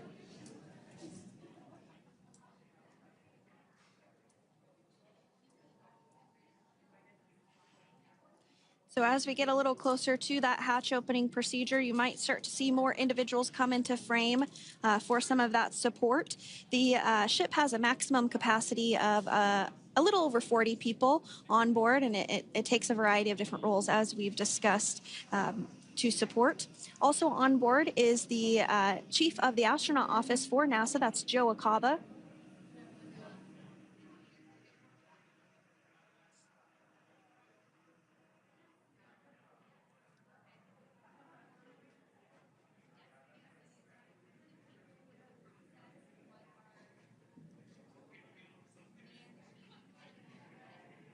Now, while we are standing by for translation of the Dragon spacecraft to the platform there, the recovery platform that we see in the foreground, it is important to note that Nick, Sunny, Butch, and Alexander will be getting assistance from the recovery teams while exiting the spacecraft. This is the same process for any returning long-duration crew members.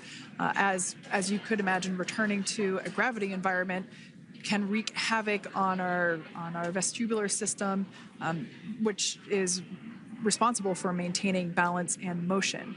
Of course, safety is our #1 priority with this operation, so we'll see the crew members helped out of the spacecraft one by one, and they will be assisted the few feet to the medical quarters aboard the boat. And on board Dragon are 3 veterans space flyers. That includes Nick Hague, the commander, as well as Butch Wilmore and Sunny Williams. Alexander Gorbanov is completing his very first space flight on this mission, and he completed 171 days in space along with Nick Hague.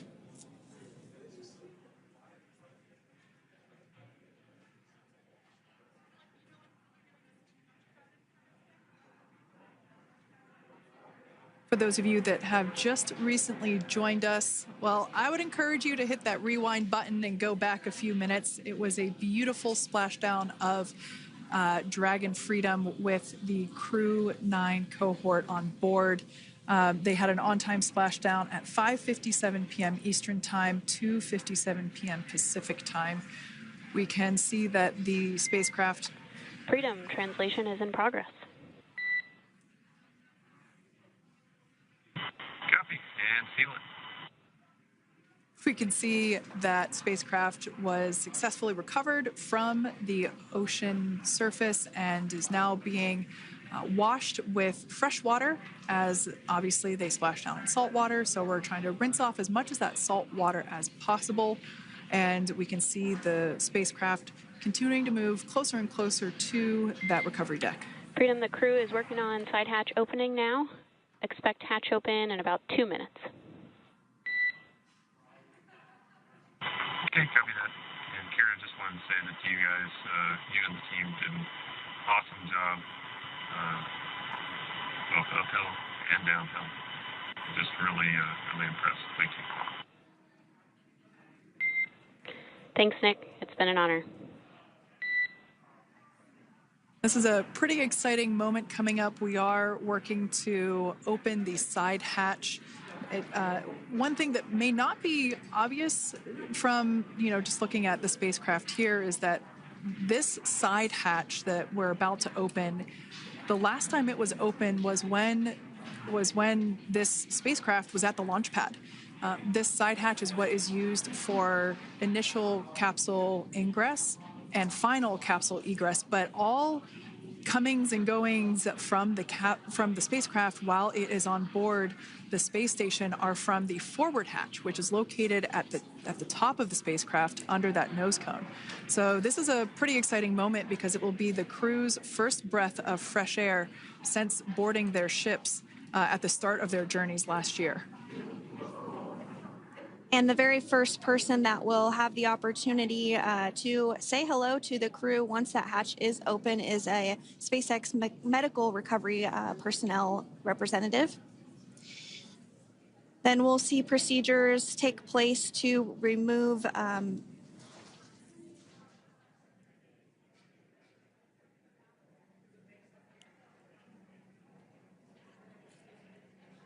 the footrests of Dragon. That will just help the recovery personnel get a little bit more room to access the crew and help get them out of the spacecraft.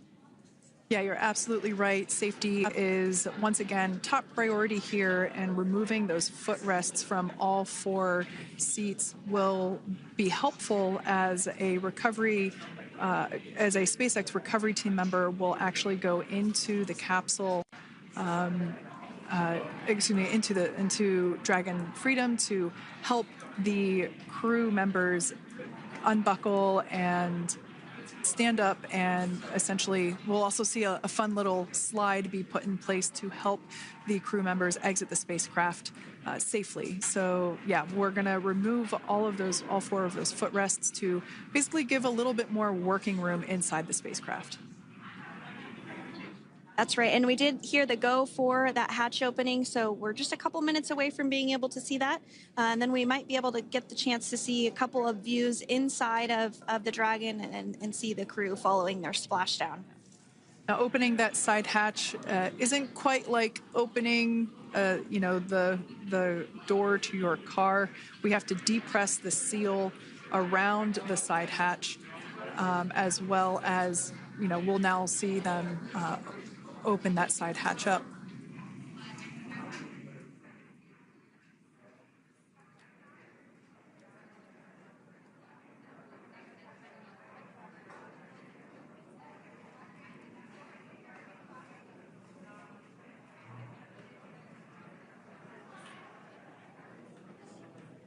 And there you have it. The side hatch is open for the first time since September.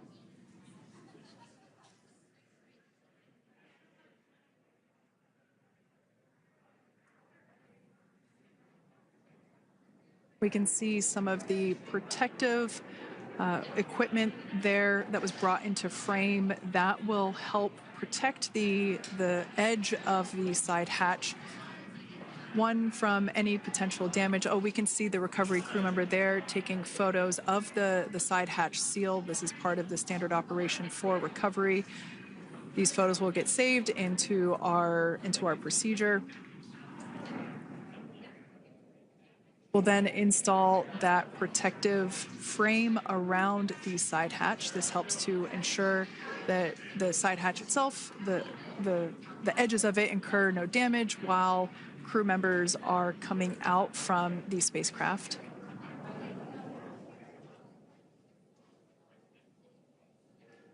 If you missed it, there was also a recovery team member that went inside. So there are now 5 people on board the Dragon spacecraft.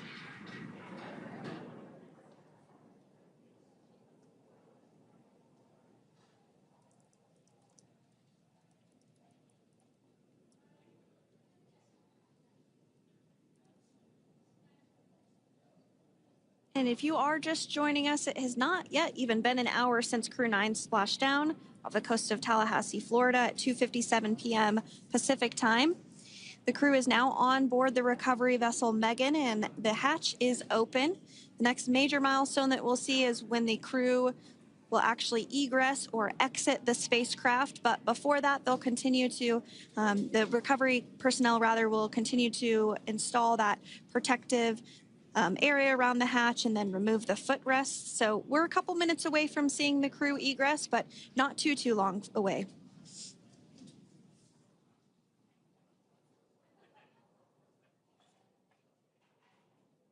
We'll probably see those footrests being handed out here in the near future, as I mentioned before. Oh, of course, we got to get a well-documented photo of the moment. Although we can't see it from here, I'm pretty sure there are 4 smiles on board right now. And we did hear that report out from the commander, Nick Hague, following Splashdown, that there were four smiles as far as he could see. Yeah, capsule full of grins. Now, generally speaking, and there we do see Crew 9, some happy waves, smiles all around back on Earth.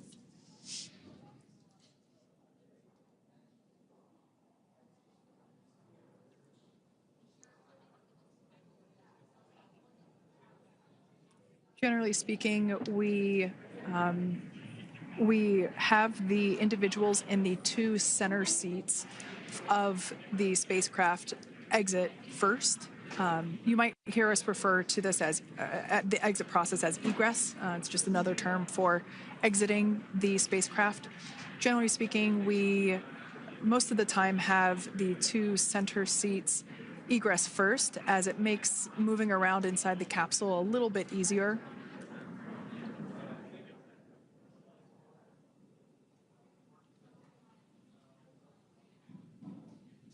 We can see the tablets that were previously located on the upper leg of the crew members. We can see those being handed out to the recovery team.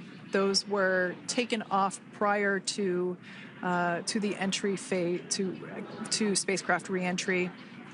Those had to be stored and secured prior to dynamic operations.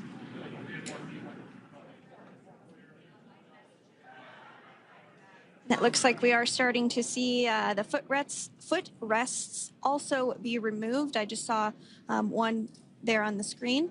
There are four, of course, one for each crew member.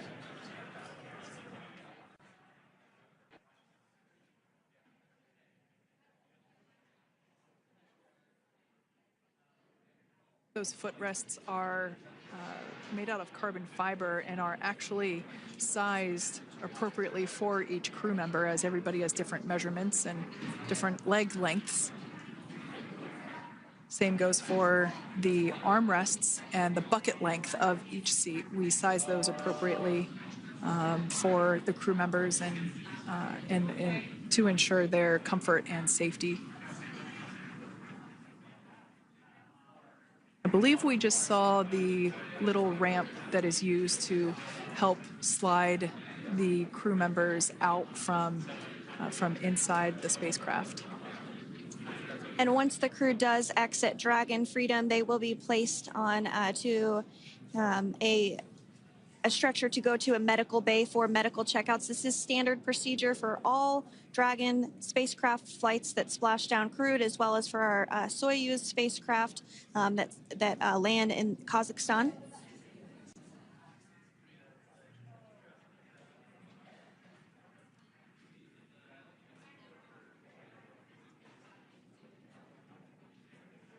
We could see the exterior of Dragon Freedom quite clearly in this shot, and it's such a beautiful sight.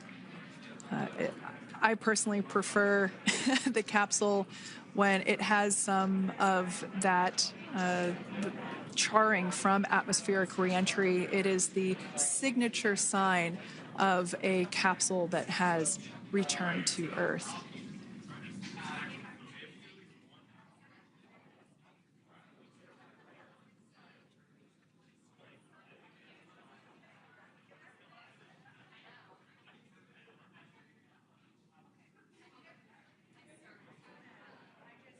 Continuing to stand by for our first crew member to egress or exit Crew Dragon Freedom following their splashdown at 2:57 p.m. Pacific time.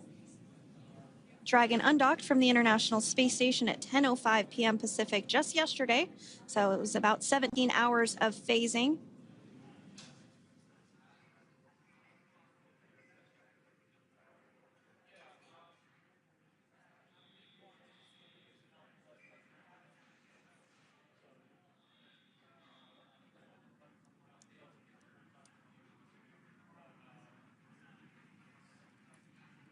And while on board the International Space Station, Crew 9 contributed to 900 hours of science, over 150 research experiments and investigations. making great use of the microgravity lab of the International Space Station, which celebrates 25 years of continuous human presence this November.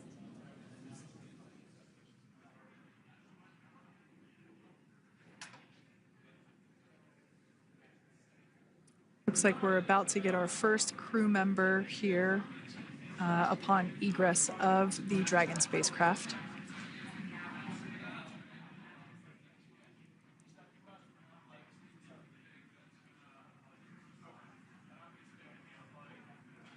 So we are standing by for that egress. Outside of Dragon, you do see one of those stretchers. This is the expected procedure as the crew will be taken to medical facilities following their exit from Dragon.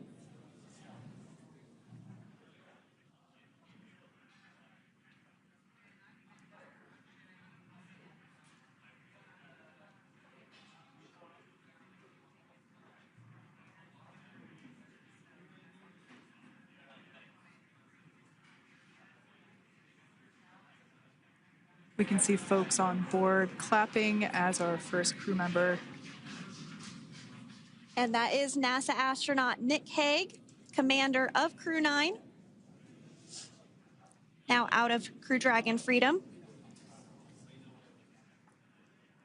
Some smiles, thumbs up, and a wave. Can't get any better than that. Yeah, that is one happy camper, that's for sure. As we said before, it is standard procedure for all of our long-duration crew members to receive assistance upon egressing from the spacecraft. We basically help them move off of the recovery deck and into the private medical quarters for their initial consultation with the SpaceX flight surgeon. So we'll see that take place for all 4 of our crew members today.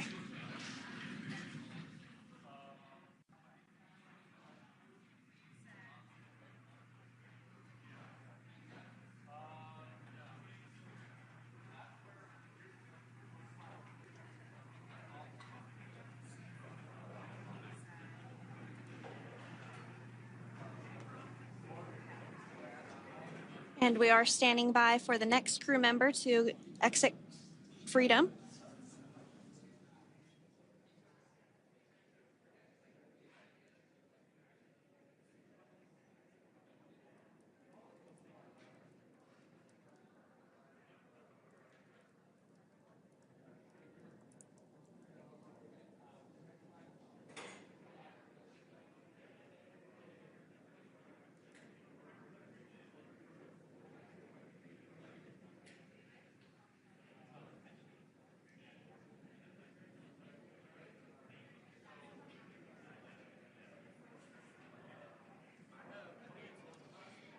Next up out of the capsule, we expect Roscosmos cosmonaut Alexander Gorbanov. His first space flight. Spent 171 days in space alongside NASA astronaut Nick Hague. Looks like we're getting some cheers and clapping on board as Alexander is slid down the little ramp and placed into the mobility aid. Once again, big smile.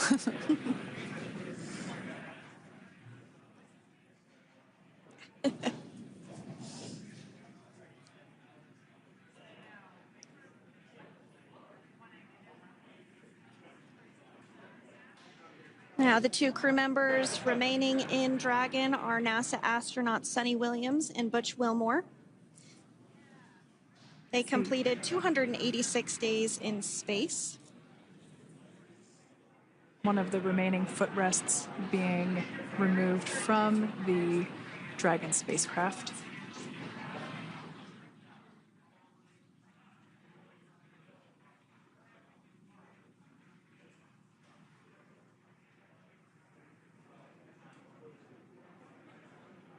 As I said before, we generally try to have the crew members that are located in the 2 center seats aboard Dragon, and we like to have them egress first if possible, as it creates a little bit more movable working room inside the spacecraft. There is a recovery crew member inside that is helping all of our Crew 9 crew egress or exit from the spacecraft.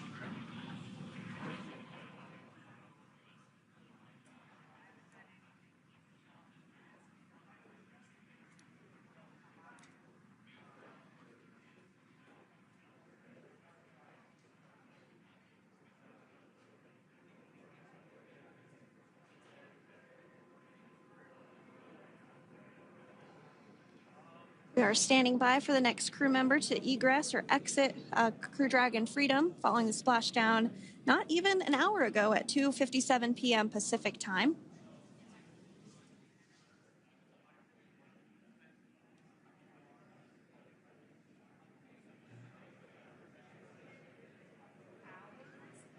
Really have the recovery operations down pretty quick at this point. Yeah, it's pretty incredible to think that, just 5 years ago when we were doing the initial demonstration missions of the Dragon for Crew Dragon, that now we're under about 30 minutes for, to retrieve the spacecraft from the water, and just several minutes here while it's been on board and to get everyone, really to get that side hatch open.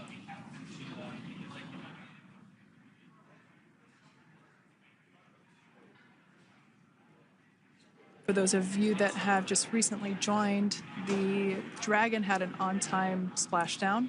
It looks like we're getting our next crew member here. That is none other than Sunny Williams. Big smile, big waves. She, like her other crew members, now will be assisted onto the mobility aid.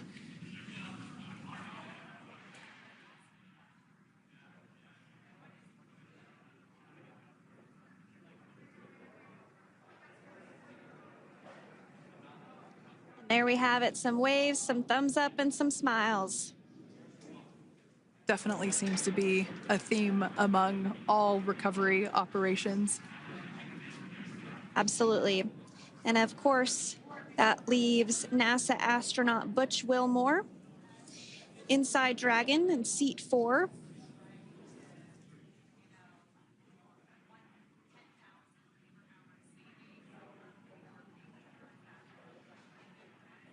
We're getting some views of him now as he egresses or exits the spacecraft.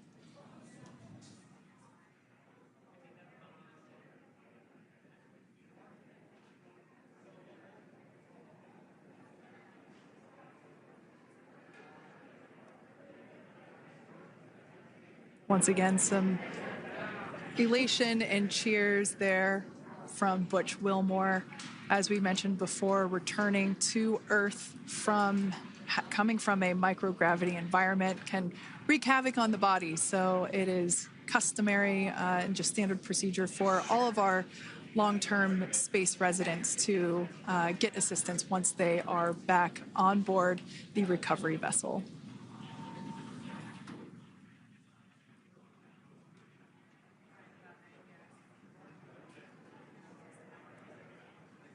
Well, now that Nick, Butch, Sunny, and Alexander are safely back home on Earth and getting checked out by the NASA medical team, we're going to wrap up our live coverage of their return. The Crew 9 mission began a little differently than usual since Butch Wilmore and Sunny Williams were already aboard the space station when Nick Hague and Alexander Gorbunoff arrived on the Crew 9 spacecraft in September. Having arrived as the crew flight test crew for Starliner, Wilmore and Williams were fully incorporated into the space station's Expedition 72 team and began research and other work aboard the station along with the other crew members. Williams commanded the orbiting laboratory for much of the expedition. After a successful liftoff and separation from Falcon 9, Nick and Alexander made a short flight on board Dragon to the International Space Station. Veterans of long-duration space station missions, both Williams and Wilmore conducted spacewalks during their 9 months in space. Like all crews on the station, Crew 9 had the ability to leave at any point had there been an emergency. With their full duration mission coming to an end, the crew began packing up their personal items for their return to Earth about a week ago and worked through tasks and shared lessons learned with Crew 10 teams as they arrived a few days ago. Their journey home began about 17 hours ago when they closed the forward hatch to Dragon and undocked from the space station at 10:05 p.m. Pacific, 1:05 a.m. Eastern.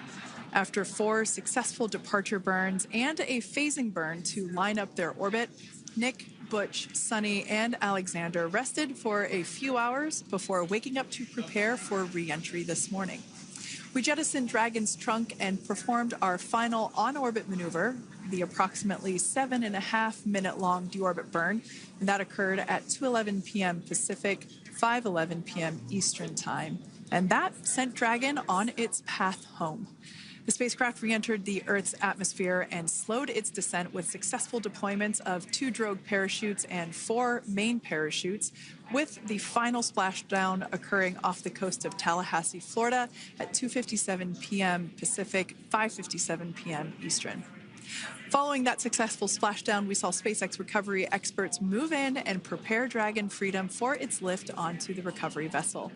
And just a little less than an hour following splashdown, we saw Nick, Sunny, Butch, and Alexander make their way out of Dragon and into the recovery ship's medical facilities, safe and sound. Next up, they'll catch a helicopter flight back to shore, where they'll transfer to aircraft that will take them home.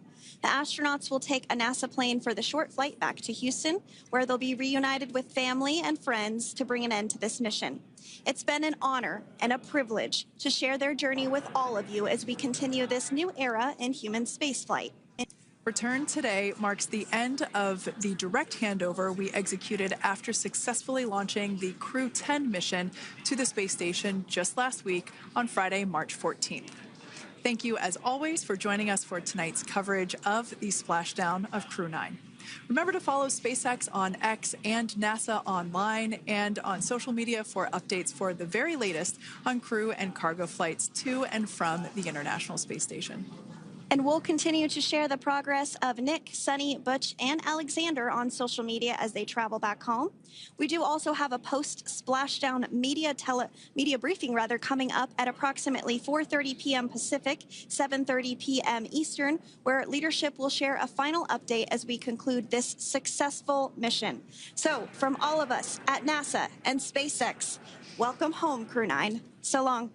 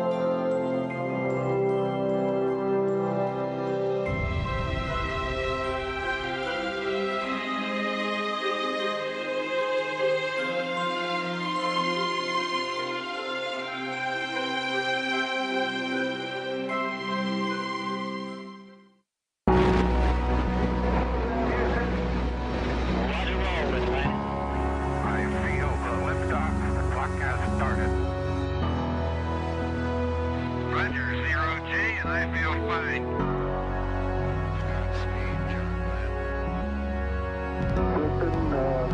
Tranquility Base here. The Eagle has landed. Rocket Tranquility, we copy on the ground. New possibilities are opening up for scientific cooperation between countries. 1-0-0. Liftoff. Americans return to space as Discovery clears the tower. Discovery, go and throttle up. Discovery, roger. Go for deploy. Everybody in the shuttle program, the crew is go for launch. Roger. Nice to be in orbit. We have followed in their footsteps to get us where we are today.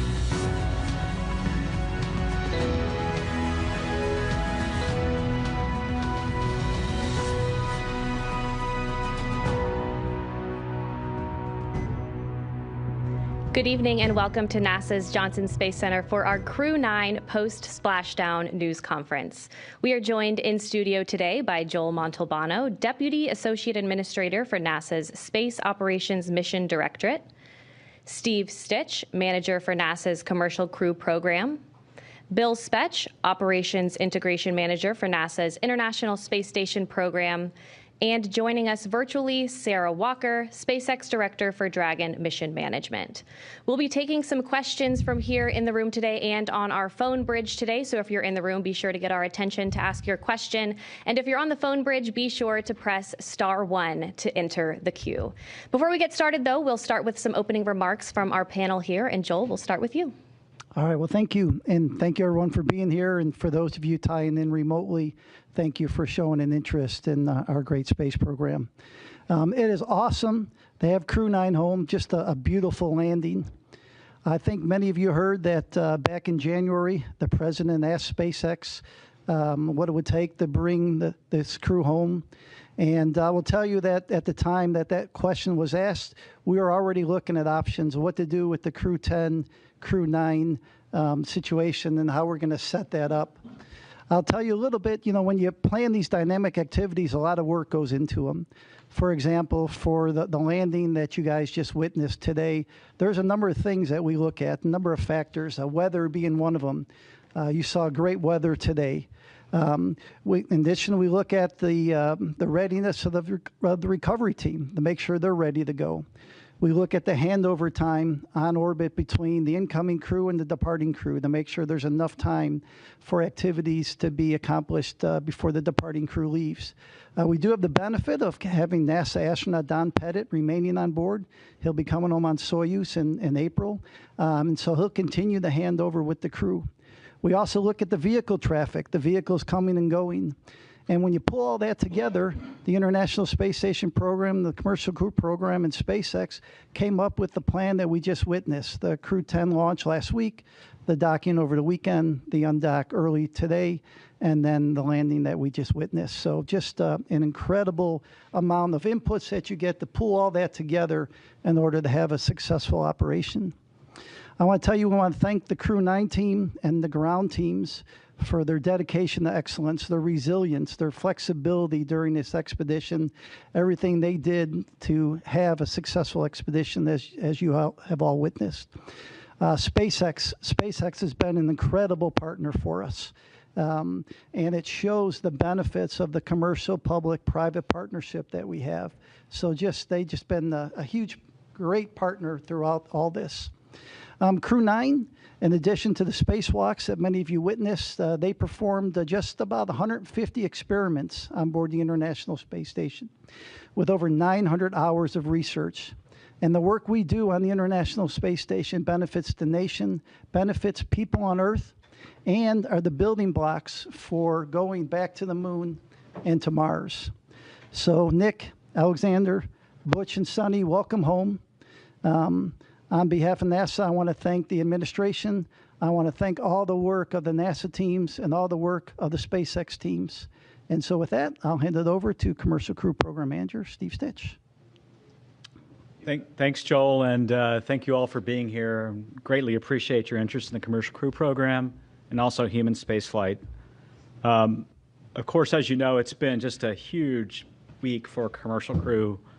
The missions, I think, sometimes seem easier than they are. If I just step back and think about all the challenges we had to launch Crew 9, moving to a different launch pad, adjusting the seats and the crew training. And then, over the weekend, once we docked Crew 10 safely, looking at the weather patterns, finding this great opportunity that we landed at today, adjusting the timeline. It's never easy. Spaceflight's always dynamic. Sometimes it seems like things move from step to step to step, but there's usually different paths along the way. So the weekend was culminated today with the landing of Crew 9. We Dragon splashed down at about 5:57 p.m. off the coast of Tallahassee. That's our first commercial crew program landing at Tallahassee. We've had a couple cargo flights land there. And now it's great to have Crew 9 and the Freedom capsule back home, and its fourth flight is now in the history books. Of course, we're overjoyed. I watched every crew member come out of the vehicle today. Post-landing, it was great to watch Nick, Sunny, Butch, and Alexander come out of Dragon and smile and wave as they came out of the vehicle. We'll get them, they're on the ship now, we'll get them back to meet the NASA aircraft and then back to meet with their families. If you watched the weather today, it was incredible. Clear skies, real low winds, maybe 3 or 4 knots of wind, and really calm seas. You could see the dolphins swimming around the capsule, which was kind of incredible. SpaceX had a nice drone aircraft flying around and taking footage, and that was just incredible. As I said, the ops team just did a phenomenal job over the weekend, pulling in the landing to get the crew home sooner and take advantage of this great weather opportunity. Really appreciate the versatility of SpaceX, the ISS program, commercial crew program, and the flight ops team in planning out the timeline, looking at the crew's workload, determining whether we could pull this off, doing sleep shifting, all those sorts of things that made this an opportunity happen. I also want to thank our partners at the U.S. Coast Guard. They were there on scene, protecting the scene and making sure that it was safe for mariners in the area. The FAA, the Department of Defense, continuing to support us. It's great to see the teams really in action. Overall, I would say it was a really clean undocking, reentry, and landing. The Dragon vehicle performed extremely well, didn't really have any issues to work. Little things, a GPS outage that we reset a filter on and things like that. Today, the sequence went perfectly. We jettisoned the trunk, executed the deorbit burn, closed the nose cone, and did the entry. You could hear Nick call down when we finally got the vehicle back through the blackout, 4.6 Gs, and you could tell they were doing well, and then braced for the parachute deploy of the drogues and then the mains, and then having splashdown. So parachutes performed well. The whole system worked just as planned. The crew's doing great. They'll spend a little time on the recovery ship getting checked out, making sure that they're healthy and ready to go, and then eventually they'll make their way back to Houston. Again, I want to congratulate the entire NASA Commercial Crew Program, the SpaceX team. In many ways, if I step back to last year, this has been 9 months in the making, and I couldn't be prouder of our team's versatility, our team's ability to adapt, and really build for the future of human spaceflight and looking at different ways to do business, taking advantage of one vehicle to launch a crew and then bring back the crew in a different vehicle. Our partner SpaceX did a tremendous job. Every time we asked them to do something a little different, they stepped up and to the plate and did that, including swapping capsules 6 weeks ago prior to Crew 10, and then also adjusting the Crew 9 mission. We'll celebrate for a while. We're going to take some time in Commercial Crew to celebrate this one and spend a little time with the crew, and then we'll move on to Crew 11. Crew 11 will be here before we know it. We'll launch that vehicle as early as mid-July, so we'll start preparing for that. And then, we're working hand in hand with Boeing as well on certification of Starliner, getting that vehicle back to flight. Butch and Sunny's return on Dragon, to me, shows how important it is to have 2 different crew transportation systems, the importance of Starliner and the redundancy that we're building in human spaceflight for our low Earth orbit economy. We're super grateful for Boeing as well and their investment. They're keenly interested in the landing today. They have a watch party going on and are watching Butch and Sunny come back. And they've texted me, at the build up to this, they're very keenly interested in Butch and Sunny. And then we're interested in their resilience. That whole Boeing team, like our whole Commercial Crew Program team, is resilient and moving forward to the next steps on Starliner. It's been a busy start to 2025. It's hard to believe we're in the middle or toward late March. Looking for an exciting summer as well, and I look forward to your questions, and I'll hand it over to Bill. All right, thanks, Steve. Yeah, welcome, and thanks for everybody's interest as we continue on. Return today marks the successful completion of the Crew 9 mission, and really with them handing over operations on board to Crew 10.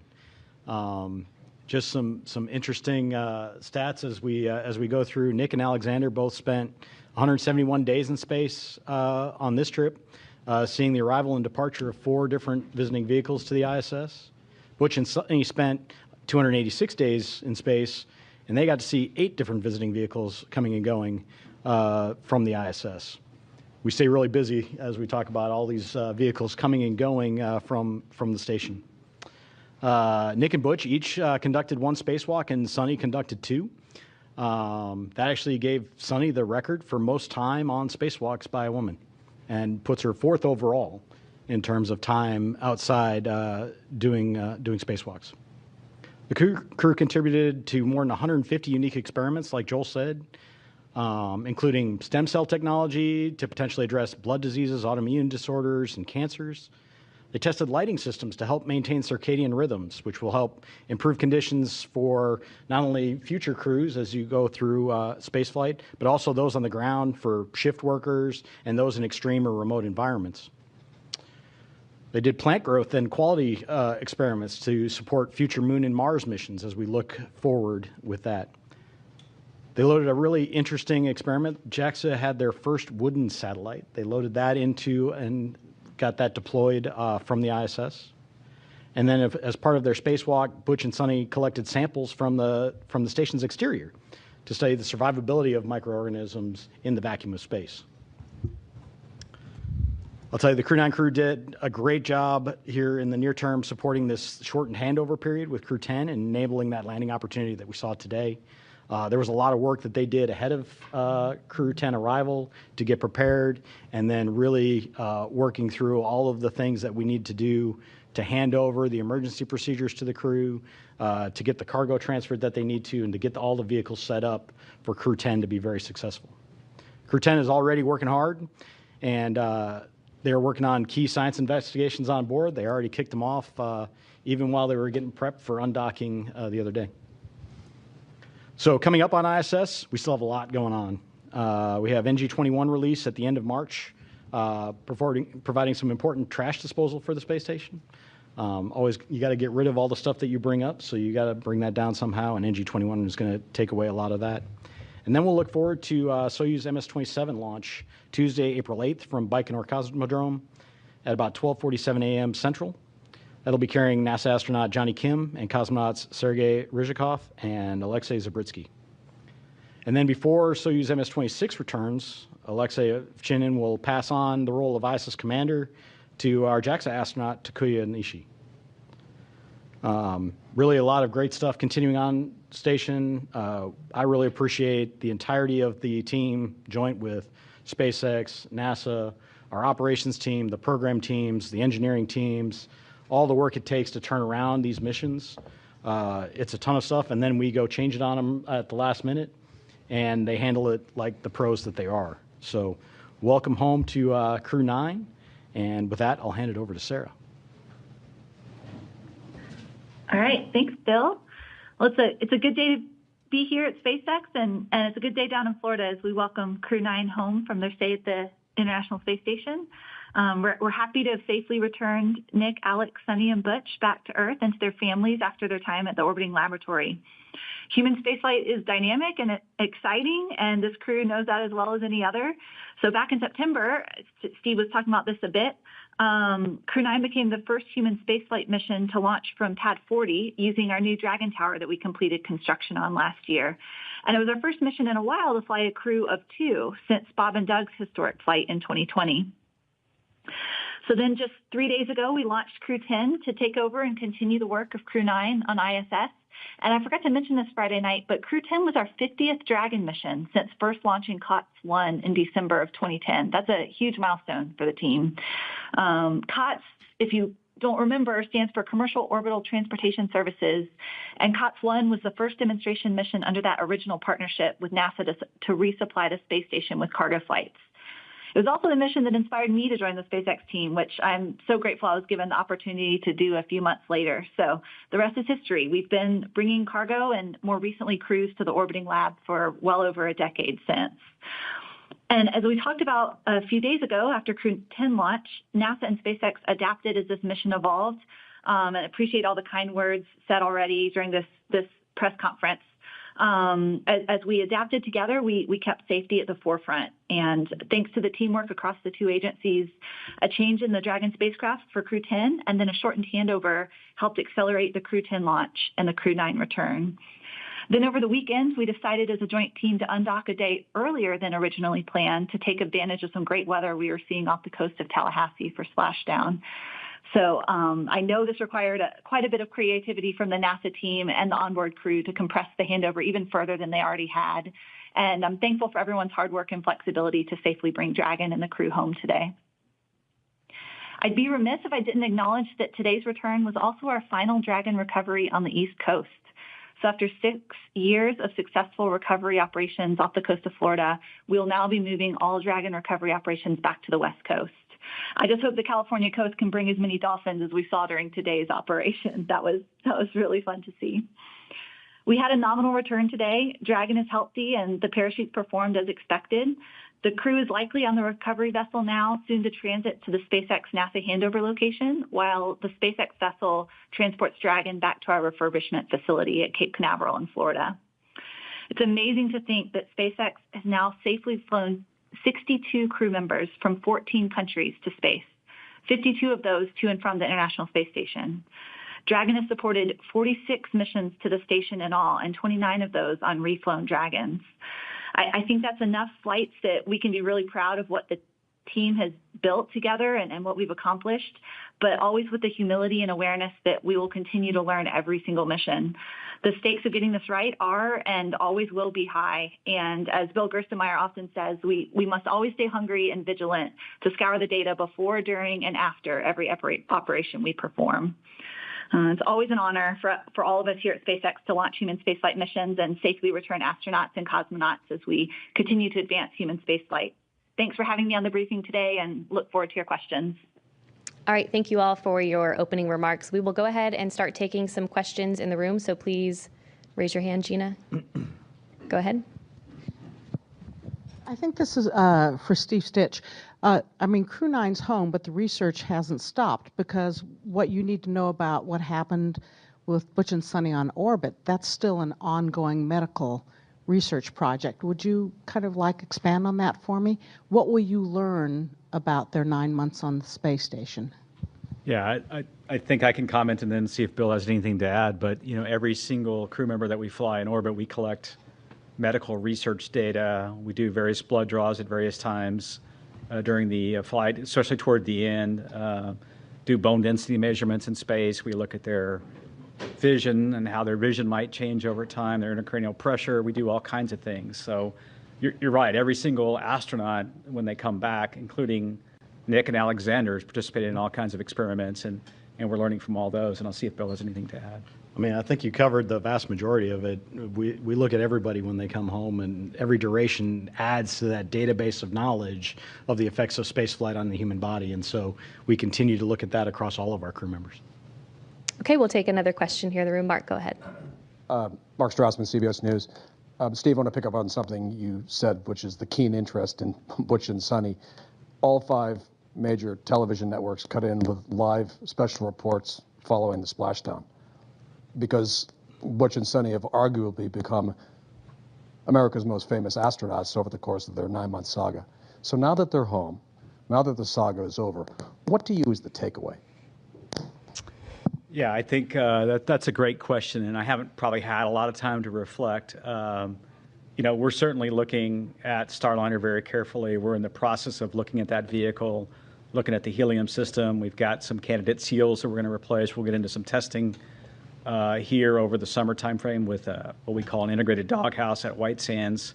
So we're looking at that.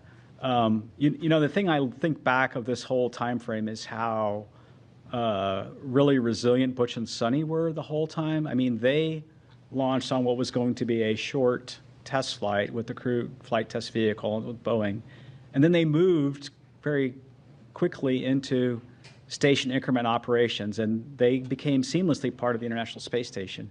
And they did that because they're experienced astronauts, and we had prepared, right? We had flown gloves for them to do spacewalks, and we had flown a lot of components for them. So I think that shows the adaptability of crew members. And if I think forward to exploration and maybe some harsh missions to the Martian surface someday, or back to the moon, you know, the adaptability of crew members, changing the timeline for their return.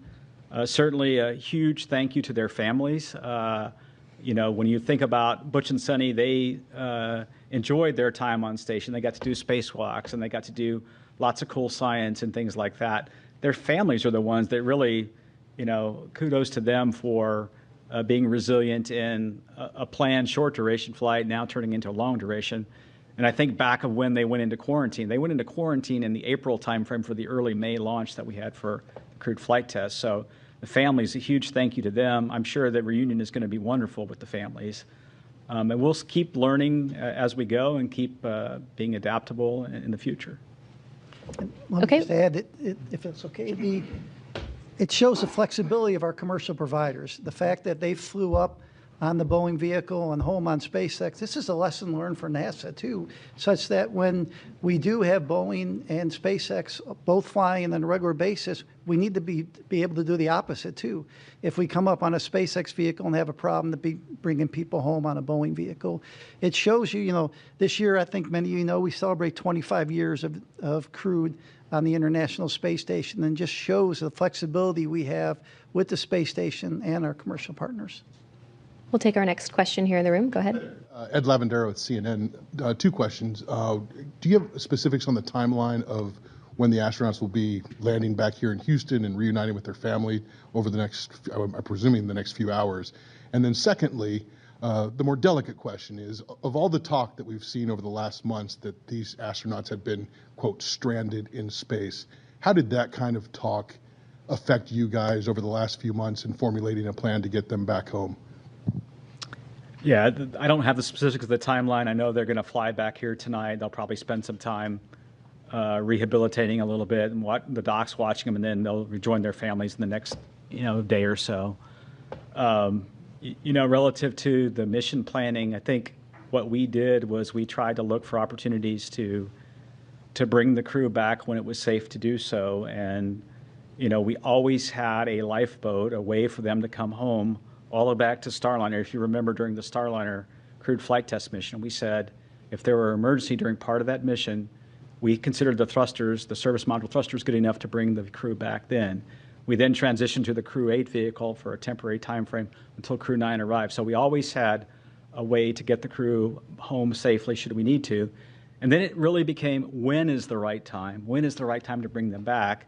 And then when we had to swap over Dragon capsules from the new vehicle, which wasn't quite ready, we moved to Capsule 210. We figured this March timeframe was the timeframe to execute this direct handover that we just did. So for me, it's been the normal kind of planning I do all the time, looking at all the options, working with SpaceX, working with the space station program, and finding the right time to bring the crew back. Okay, we'll take another question here in the room. Hi guys, my name is Amanda Henderson. I'm with KHOU 11, the CBS affiliate here in Houston. 10 days turning into 9 months, but turning also into hundreds of hours of invaluable research that they got up there at the ISS, and also moonwalk hours. Can you talk a little bit about how, when you realized that they were going to be up there for longer than the intended time frame, they were able to transition into getting that invaluable research started? Yeah, I can start with that one, and I can let these guys add in.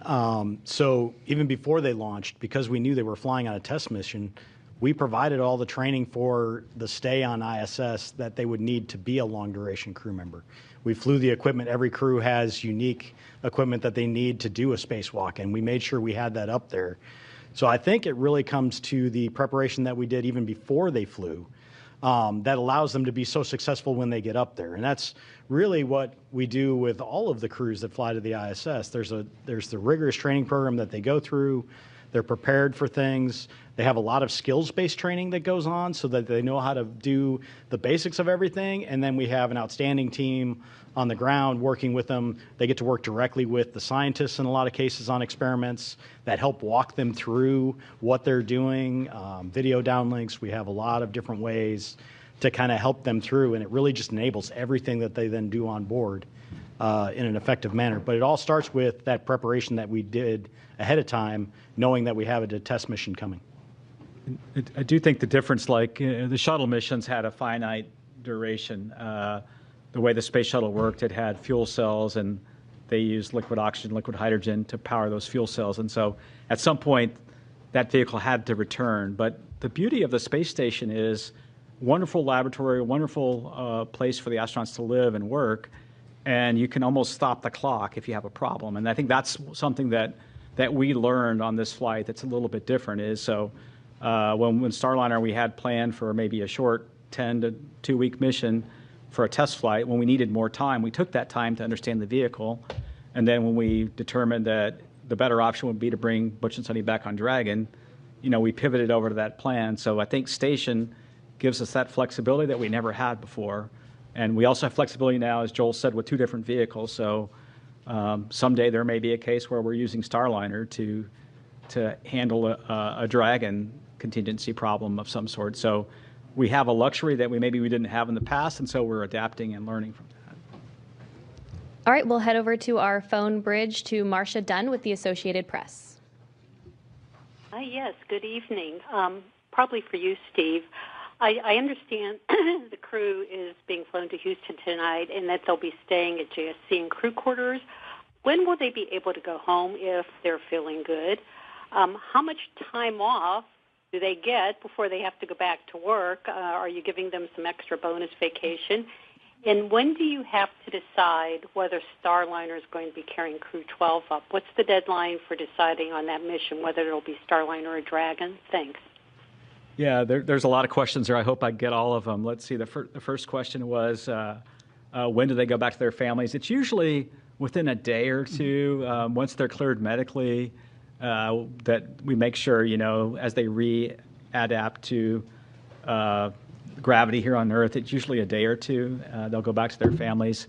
And then, they'll get some time off, and then we've done a lot of, fortunately with Butch and Sunny, we've done a lot of debriefs already with them. And so we've gotten feedback on Starliner and feedback on many things for the crewed flight test already from them while they were on orbit. They'll have a standard set of debriefs with the Crew 9 crew because they really have been part of Crew 9 ever since Crew 9 docked. So they'll go through a series of debriefs, and then, but they will get some well-deserved time off, well-deserved time with their families. It's been a long time for them, and look forward to hearing their stories about meeting with their family. I think the last question, Marcia, was when do we have to decide Crew 12 versus the next step with Starliner? And we probably have a little bit more time as we get into the summer and understand the testing we're going to go do to make that decision, whether it be Crew 12 as the next flight or Starliner. We're also looking at some options for Starliner. Should we need to, of flying it uncrewed, the vehicle has the capability to fly uncrewed if we need to. And so we'll kind of weigh all those things as we get the testing and analysis behind us. Boeing's done a good job of developing a new thermal model, which we're using to try to understand the changes we're going to make in those dog houses. We'll add some tape and thermal barriers in different places. So we have a little time to make that decision. Okay, our next question is from Chris Davenport with The Washington Post. Hey, everyone. Thanks for taking my question, and congrats on a successful end to the mission for Steve Stitch. You had mentioned your discussions with Boeing, and I'm just wondering, has Boeing given you a 100% commitment that they are sticking with the program, just given the enormous costs they've had to eat? And is NASA doing anything to incentivize them to stay? You just mentioned an uncrewed flight, for example. Thanks. Yeah, Boeing, all the way up to their new CEO, Kelly, has been committed to Starliner. I can see that in the way they're approaching their solution to the problems. They're taking the time to understand the leaks we had in the helium system and testing some new seals that we may field in those flanges. The same thing with the test plans that are multifaceted for the thrusters, some testing of the Teflon material, testing, integrated testing at White Sands.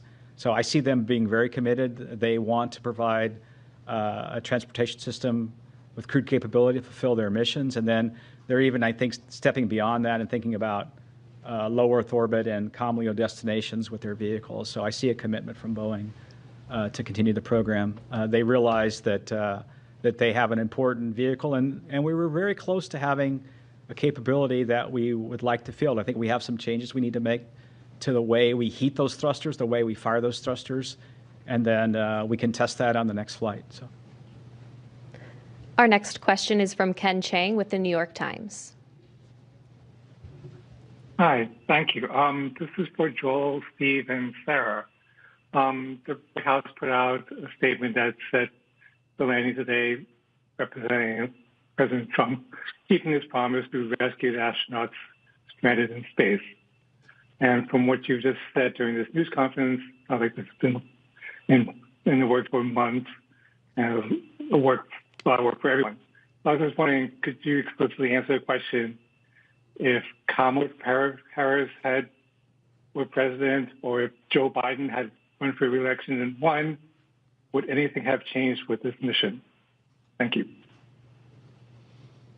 NASA is an agency. We work for the president, and who's ever there, we work for them.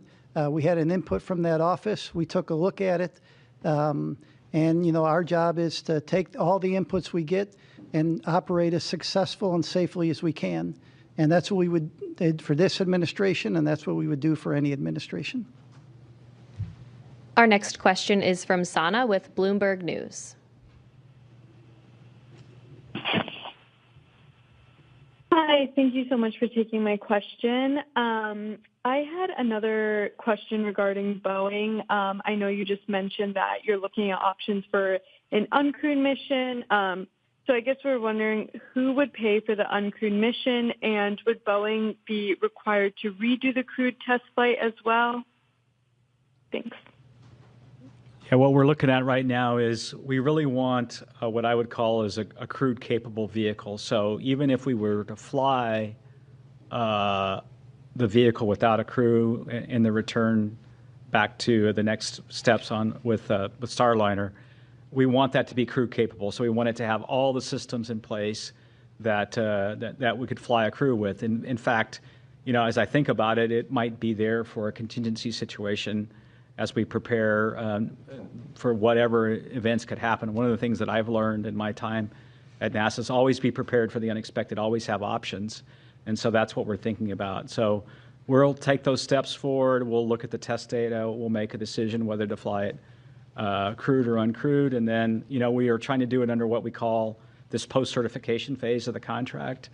And Boeing has delivered a lot of the certification data already. They have a little bit more to go relative to the prop system.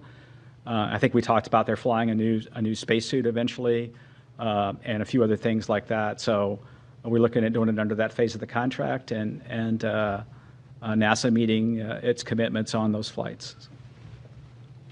Our next question is from Will Robinson-Smith with Spaceflight Now.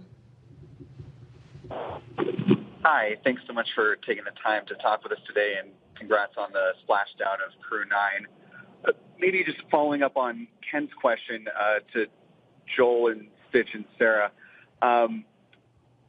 Obviously, as you've discussed tonight and over the last several months, the plan has been established for some time on how to bring Butch and Sunny back to Earth. But, barring them returning on the seats that were added on the Crew 8 Dragon spacecraft, had the decision been made to try to bring them back any earlier, was there a Dragon spacecraft that would have been available to operate that mission prior to the Dragon that we just saw support the launch of Crew 10?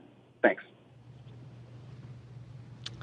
Yeah, the earliest Dragon that we had to go fly the mission really was this capsule 210.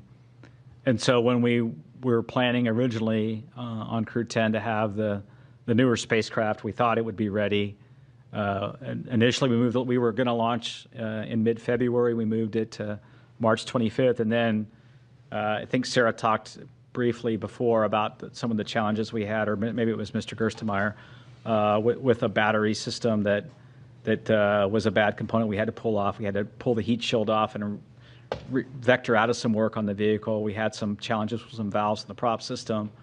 And this, to me, is just evidence of how complicated. I don't think we always do a super good job of explaining how complicated the spacecraft itself is made up of millions of components that have to work in an integrated fashion, and you go through testing and qualification to get there. And so those components didn't work, and when we looked at that, we just pivoted over to the vehicle that was going to be ready the soonest, which was Capsule 210, and that led us to the March 12th date and then eventually the March 15th launch.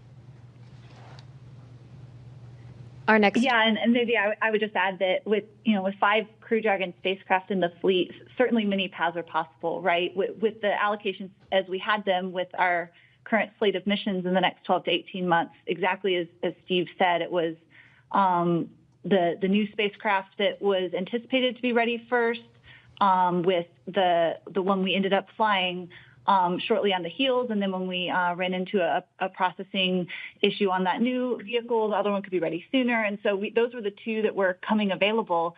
But certainly we can pivot and adapt. Flexibility is the name of the game, right? And so if we change what lanes or what stage of the flow any given spacecraft is in, we can open up other options available. But we had these vehicles allotted to or allocated to specific missions, and these were the 2 spacecraft that met the need that we had here in the spring to fly these missions in the timeframes that they were requested.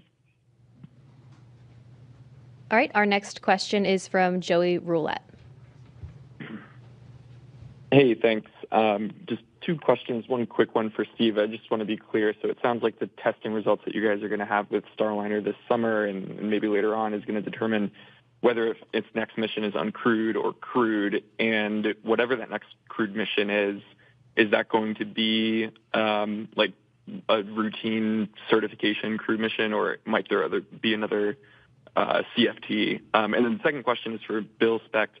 I was just wondering if there's any studies that Butch and Sunny are involved in that investigates the like behavioral or psychological kind of response to not just long duration spaceflight, but unexpected changes to the to a mission in the middle of it. Thanks.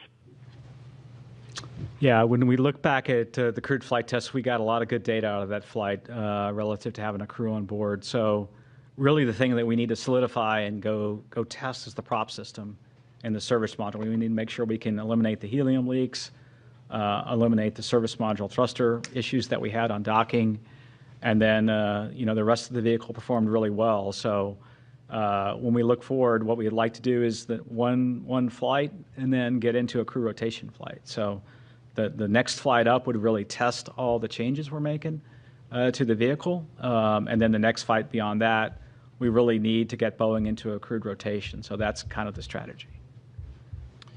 Yeah, and then to your second question, all of our crew members go through evaluations. They fill out surveys. They do medical evals. So all of these things happen on every crew member. So we do get some unique data from Butch and Sunny based on their stay, but it's something that we do with every crew member that flies. There's always changes that happen on board. There's always adjustments that we have to make that all of the crew members adapt to. As you've watched with our flight schedule over the years, it's very rare that we actually get a flight to fly exactly where we planned it 2 years out when they were thinking it was going to be. So it's okay that we have these changes and they adapt really well. But everybody gets kind of looked at in terms of those effects and understanding just the effects of spaceflight on them. So. Okay, our next question is from Maria with KBIR Knoxville. Hi, yes, thank you so much for your time. If someone can walk me through the physical and mental adjustments that the astronauts are going to be experiencing. I can try and see if Bill and Joel have anything to add. When they get back, the body is an amazingly adaptable. The one thing that the body will struggle a bit with is the inner ear and the vestibular response in microgravity when you transition from 1G here that we're sitting in this room to then in space. The inner ear can get a little disturbed because gravity's not pulling the fluid down and the little hairs inside the inner ear. And so the crew can take a little while to get to adapt to microgravity. That same thing happens in reverse when you land back on Earth. The human body was adaptable and was used to being in microgravity. Now the vestibular response is such that you feel disoriented, you may feel a little dizzy, you may have trouble getting up. And then, of course, physically, their body, when they were operating in space and doing operations inside the various modules, their muscles weren't working as hard, their heart wasn't working as hard, and so there's a muscular and cardiovascular kind of reconditioning that has to happen. And so that's what's happening now. And then, there's a little bit of response coming back to 1G. In space, I could let this pin, release this pin, and it's going to stay right where it is. And in 1G, if I release the pin, it falls. And so there's a little bit of that the crew has to get back and learn the skills back here on Earth again. So. Okay, our next question is from Jackie with the Times of London. Hello, and thank you. I'm sorry if this is a really frustrating question because I know there's so much good work done on this mission, but there has been a fictitious narrative woven around it by prominent people who are hard to ignore. Why has NASA not pushed back more emphatically against that and against the use of astronauts by one of its commercial contractors as political pawns? And what's to be lost by simply correcting that narrative for the sake of the public who have paid for the mission? Thank you.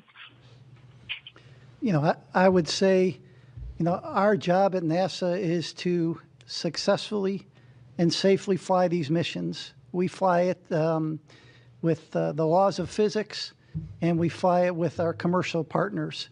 And so oftentimes there may be things out in the press that may not be exactly what's happening. And our job is to fly these missions, and regardless of what you read in the press, our job is to fly successful missions, safe missions, and do the science we do on board the International Space Station. I mentioned this year 25 years of continuous crew presence on board later this year, the International Space Station. And we do about 150 experiments every expedition we fly. So think about it, every 6 months. I think we're over 3,000 experiments since we started the International Space Station, and that's what we focus on. Okay, our next question is from Jeff Faust with Space News. Hey, good evening. Question for Bill or Steve. Since the Crew 9, Crew 10 handover lasted only a couple of days, was there anything you would normally do on a handover you weren't able to do in this case? And in the future, might you consider shorter handovers between future commercial crew missions? Thanks.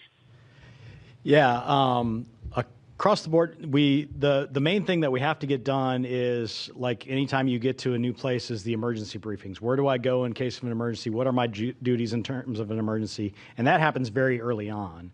And then the follow-ons are more of the general, hey, where did you guys put this thing? Or where did you put that? Where did you leave this wrench when you get up there? Because you can imagine the size of the space stations is so large, and there's a lot of stuff up there. So a lot of the handover that we do with the crews is more set up to be an efficiency gain. And that really helps them be more effective when they go and get to the tasks done that we need to. So when we reduce that time, we reduce that efficiency in the near term to accomplish the tasks on board. We evaluate that each time and understand what our handover is. In general, we don't look to reduce that because we want to be as efficient as possible. We want to get everything done in the most efficient manner, get the most things done on Space Station that we can.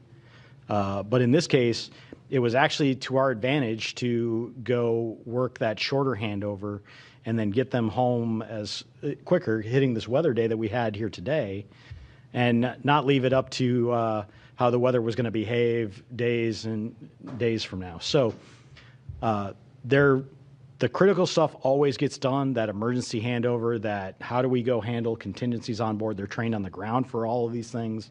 And we have a lot of support for the teams on the ground to help them as they go, so we can shorten it if we want to.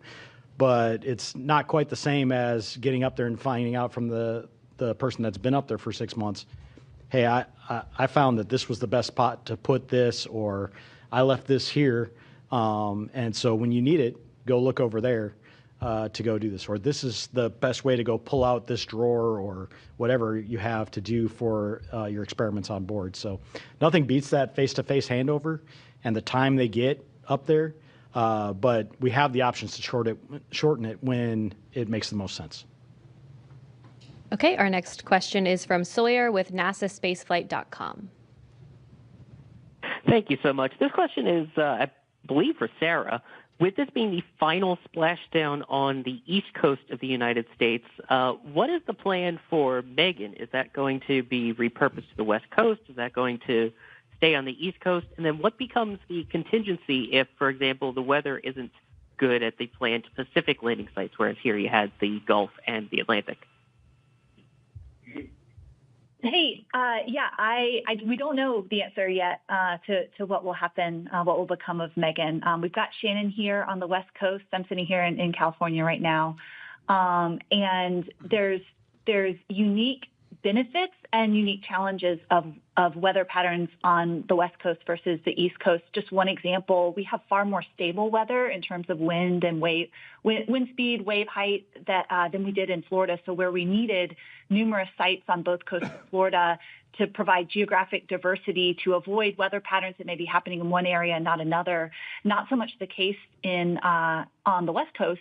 However, our cloud cover is different here than in Florida. And so things like the airborne assets that support our mission might have different challenges out here than over there. So we've done a lot of trying to learn from meteorologists and historical weather patterns, and then figure out the right number of sites and the right number of support assets to ensure that we maintain a high return availability, which means a high percentage of days that would be a viable return option with a safe splashdown, regardless of what coast we're splashing down on.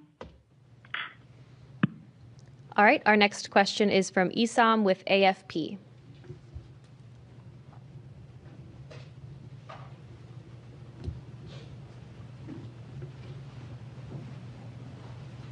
If you're talking, we can't hear you.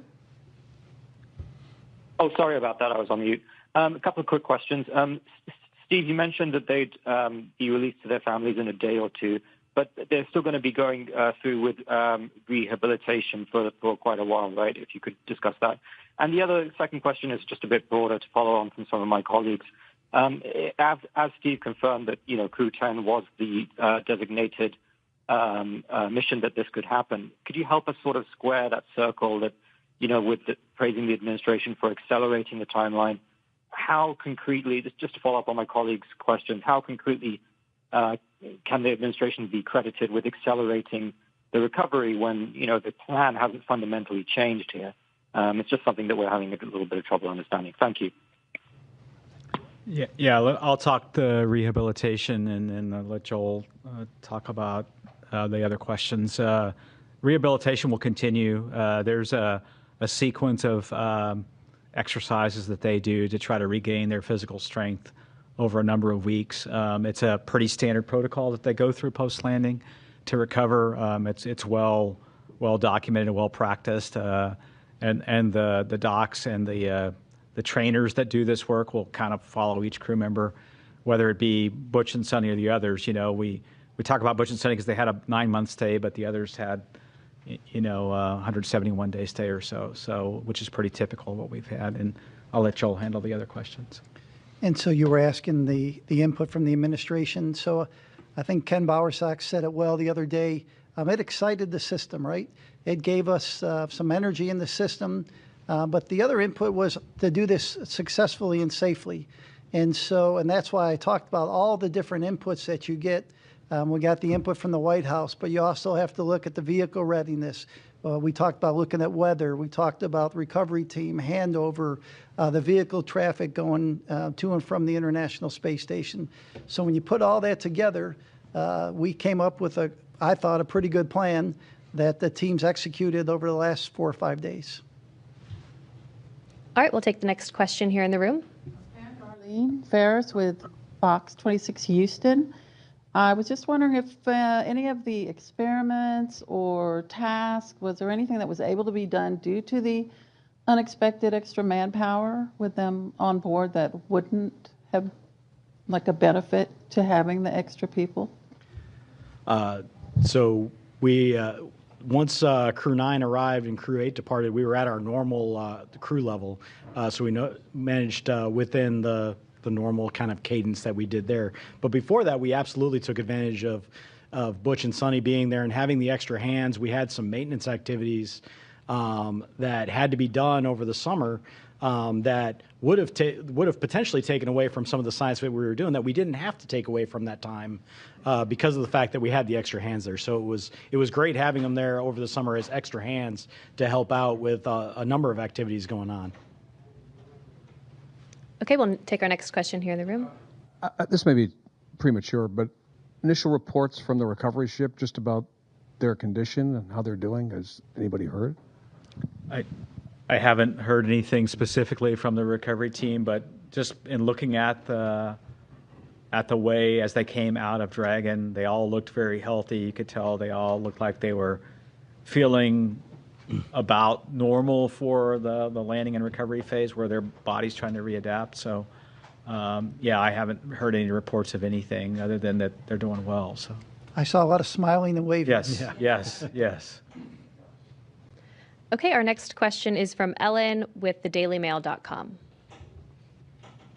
Hi, thank you guys so much for taking our questions tonight.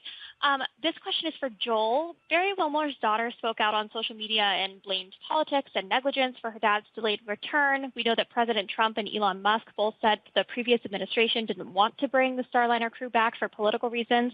Can you comment on these claims? Yeah, so I wasn't involved in any conversations with the previous administration. It was clear we have a request from the current administration, and the results you saw is what we saw today with the landing of Crew 9. Okay, we'll take our next question here in the room.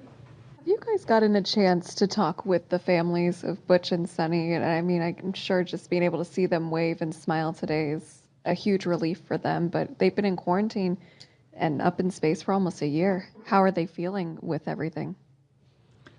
Yeah, I haven't talked personally to the families, but I know the astronauts have a great support system. In other words, they're able to effectively FaceTime with their family and keep in touch with their family. I'm sure Butch is looking forward, and Sunny both coming. Easter's coming up, and there's graduations coming up, and there's lots of family activities coming up that the timing's probably pretty good for. So I haven't had a chance to talk to the family. So. My guess they had bigger smiles than the crew members. Yes, yes. Okay, our next question is from Mike with space.com. Thank you, guys. This is probably for Sarah. I was just wondering, were there any different approaches that you guys took with this Dragon to kind of meet this faster deadline, or this, and if there are any kind of changes to the processing, are those things you can take into future missions? Hey, no changes to the processing. And actually, if you're able to go back and listen to Friday night's briefing, I think Steve also shared a little more detail about that. But similar process. It's just a matter of doing a little bit of Tetris within our facilities of what vehicles are going into what tests or what operations in the pre-launch processing flow first. So we certainly did that. There's a few items of hardware within the vehicle that are unique to the specific crew flying. For example, we have small, medium, and large seat buckets installed in each of the 4 locations, and then custom foam for each individual to further customize their experience. And so there was a little bit of just doing the tally on the unique hardware and making sure it was all okay to be used for this mission, but nothing unique to the actual processing flow itself. Okay, our next question is from Carolyn with Fortune Magazine. Thank you very much, and congratulations. I'm wondering, can you just share a little more how Sunny and Butch handled kind of the switch mentally to the 9-month mission, besides being very resilient, and what advice you give the rest of us lonely humans when we encounter challenging circumstances? And then maybe just talk a little more about the physical repercussions with respect to radiation, effects on the heart and cornea, that kind of thing, and how we go about planning to protect against that when we think about missions like to Mars and extended stays. Thanks. I can start, and then the other guys could ask. You know, before an astronaut flies, we talk to the crew. The crew members are talked to about extending. Hey, you may be assigned for a 6-month mission or an 8-day mission in this case, and you may be extended. Frank Rubio was an example, right? Mark Vande Hei was an example. So this isn't the first time that people are flown. Clearly their mission was much shorter than those other missions, but the crew members are talked about, hey, what would you do if you had to be up there for a year? So they mentally prepare before they launch, and they talk to the other crew members that have flown for these long duration missions. And so the teams are preparing. We do different things on the ground. If you're there a little longer than normal, maybe you'll have some extra family conference times, or maybe a half day off after a certain amount of time on orbit. And so we had experience from past crew members, and we made changes in the operations and how we do that. And so let's see, Bill, if you want to add anything to that. Yeah, I think the other question was, really on kind of the effects of space on people in general, and when you change the duration on them. We look at every crew member when they're going up and making sure that we feel confident, even if their mission had to be extended, that they're up for it and that they've got, I think, the time allowable, I think, for them to stay in space and to go through that. We monitor everything on board. We keep an eye on things like radiation. We keep an eye on things like solar activity that can affect that. We keep an eye on the rest of the environmental factors on board, whether it be the carbon dioxide levels, the CO2 levels, the contaminants that we have on board. We have scrubbers and filters and things that take that out. So we do all the things that we would normally do to manage that for crew and minimize their exposure to anything that could be considered harmful. And then we limit the times to the best of our ability that we can up there. Our next question is from Marcia Smith with spacepolicyonline.com. Thanks so much. Steve, you mentioned that Crew 11 might launch as early as July, which seems like a pretty short interval for Crew 10 to be up there. Could you talk about what's driving you to launch as early as July? And will either of the astronauts who are bumped from Crew 9 be on Crew 11, Stephanie Wilson or Zena Cardman? And which capsule will they be flying? Let's see the timing for that mission right now. Originally we were going to fly that mission. We had been, if you look at historically, our rotations have been in February and August. There is a particular SpaceX cargo flight, CRS 33, that has the ability to do some reboost for the space station, and that needs to fly in that late August, early September timeframe. And so we moved our handover up. That boost trunk is what we call it, will be there for a large part of the fall timeframe. So to get all the propellant used on that mission. So that's why we looked at moving it up.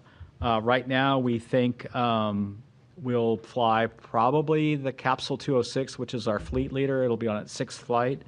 We'll continue to work that with SpaceX. You have to remember with space station, one of the critical consumables is docking ports. We have 2 of those docking ports. And so once we fly that CRS 33 mission with the boost trunk, one of those docking ports will be tied up for an extended duration. And we like to do this direct handover. We like to ensure the new vehicle is there, the new crew's there, before we undock the astronauts that have been there for the increment in progress. And so when you put all that together, it drove us to look at right now, mid to late July. Of course, things can change over time, but that's kind of what we're looking at.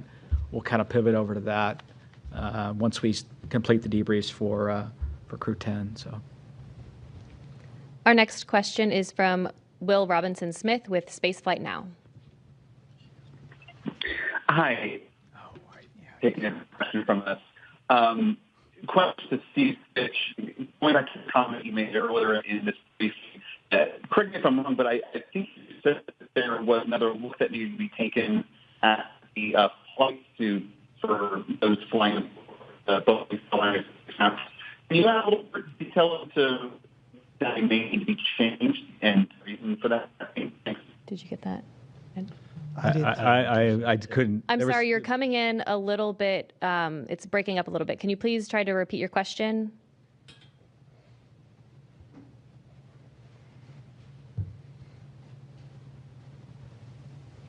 Operator, if you could please unmute the participant.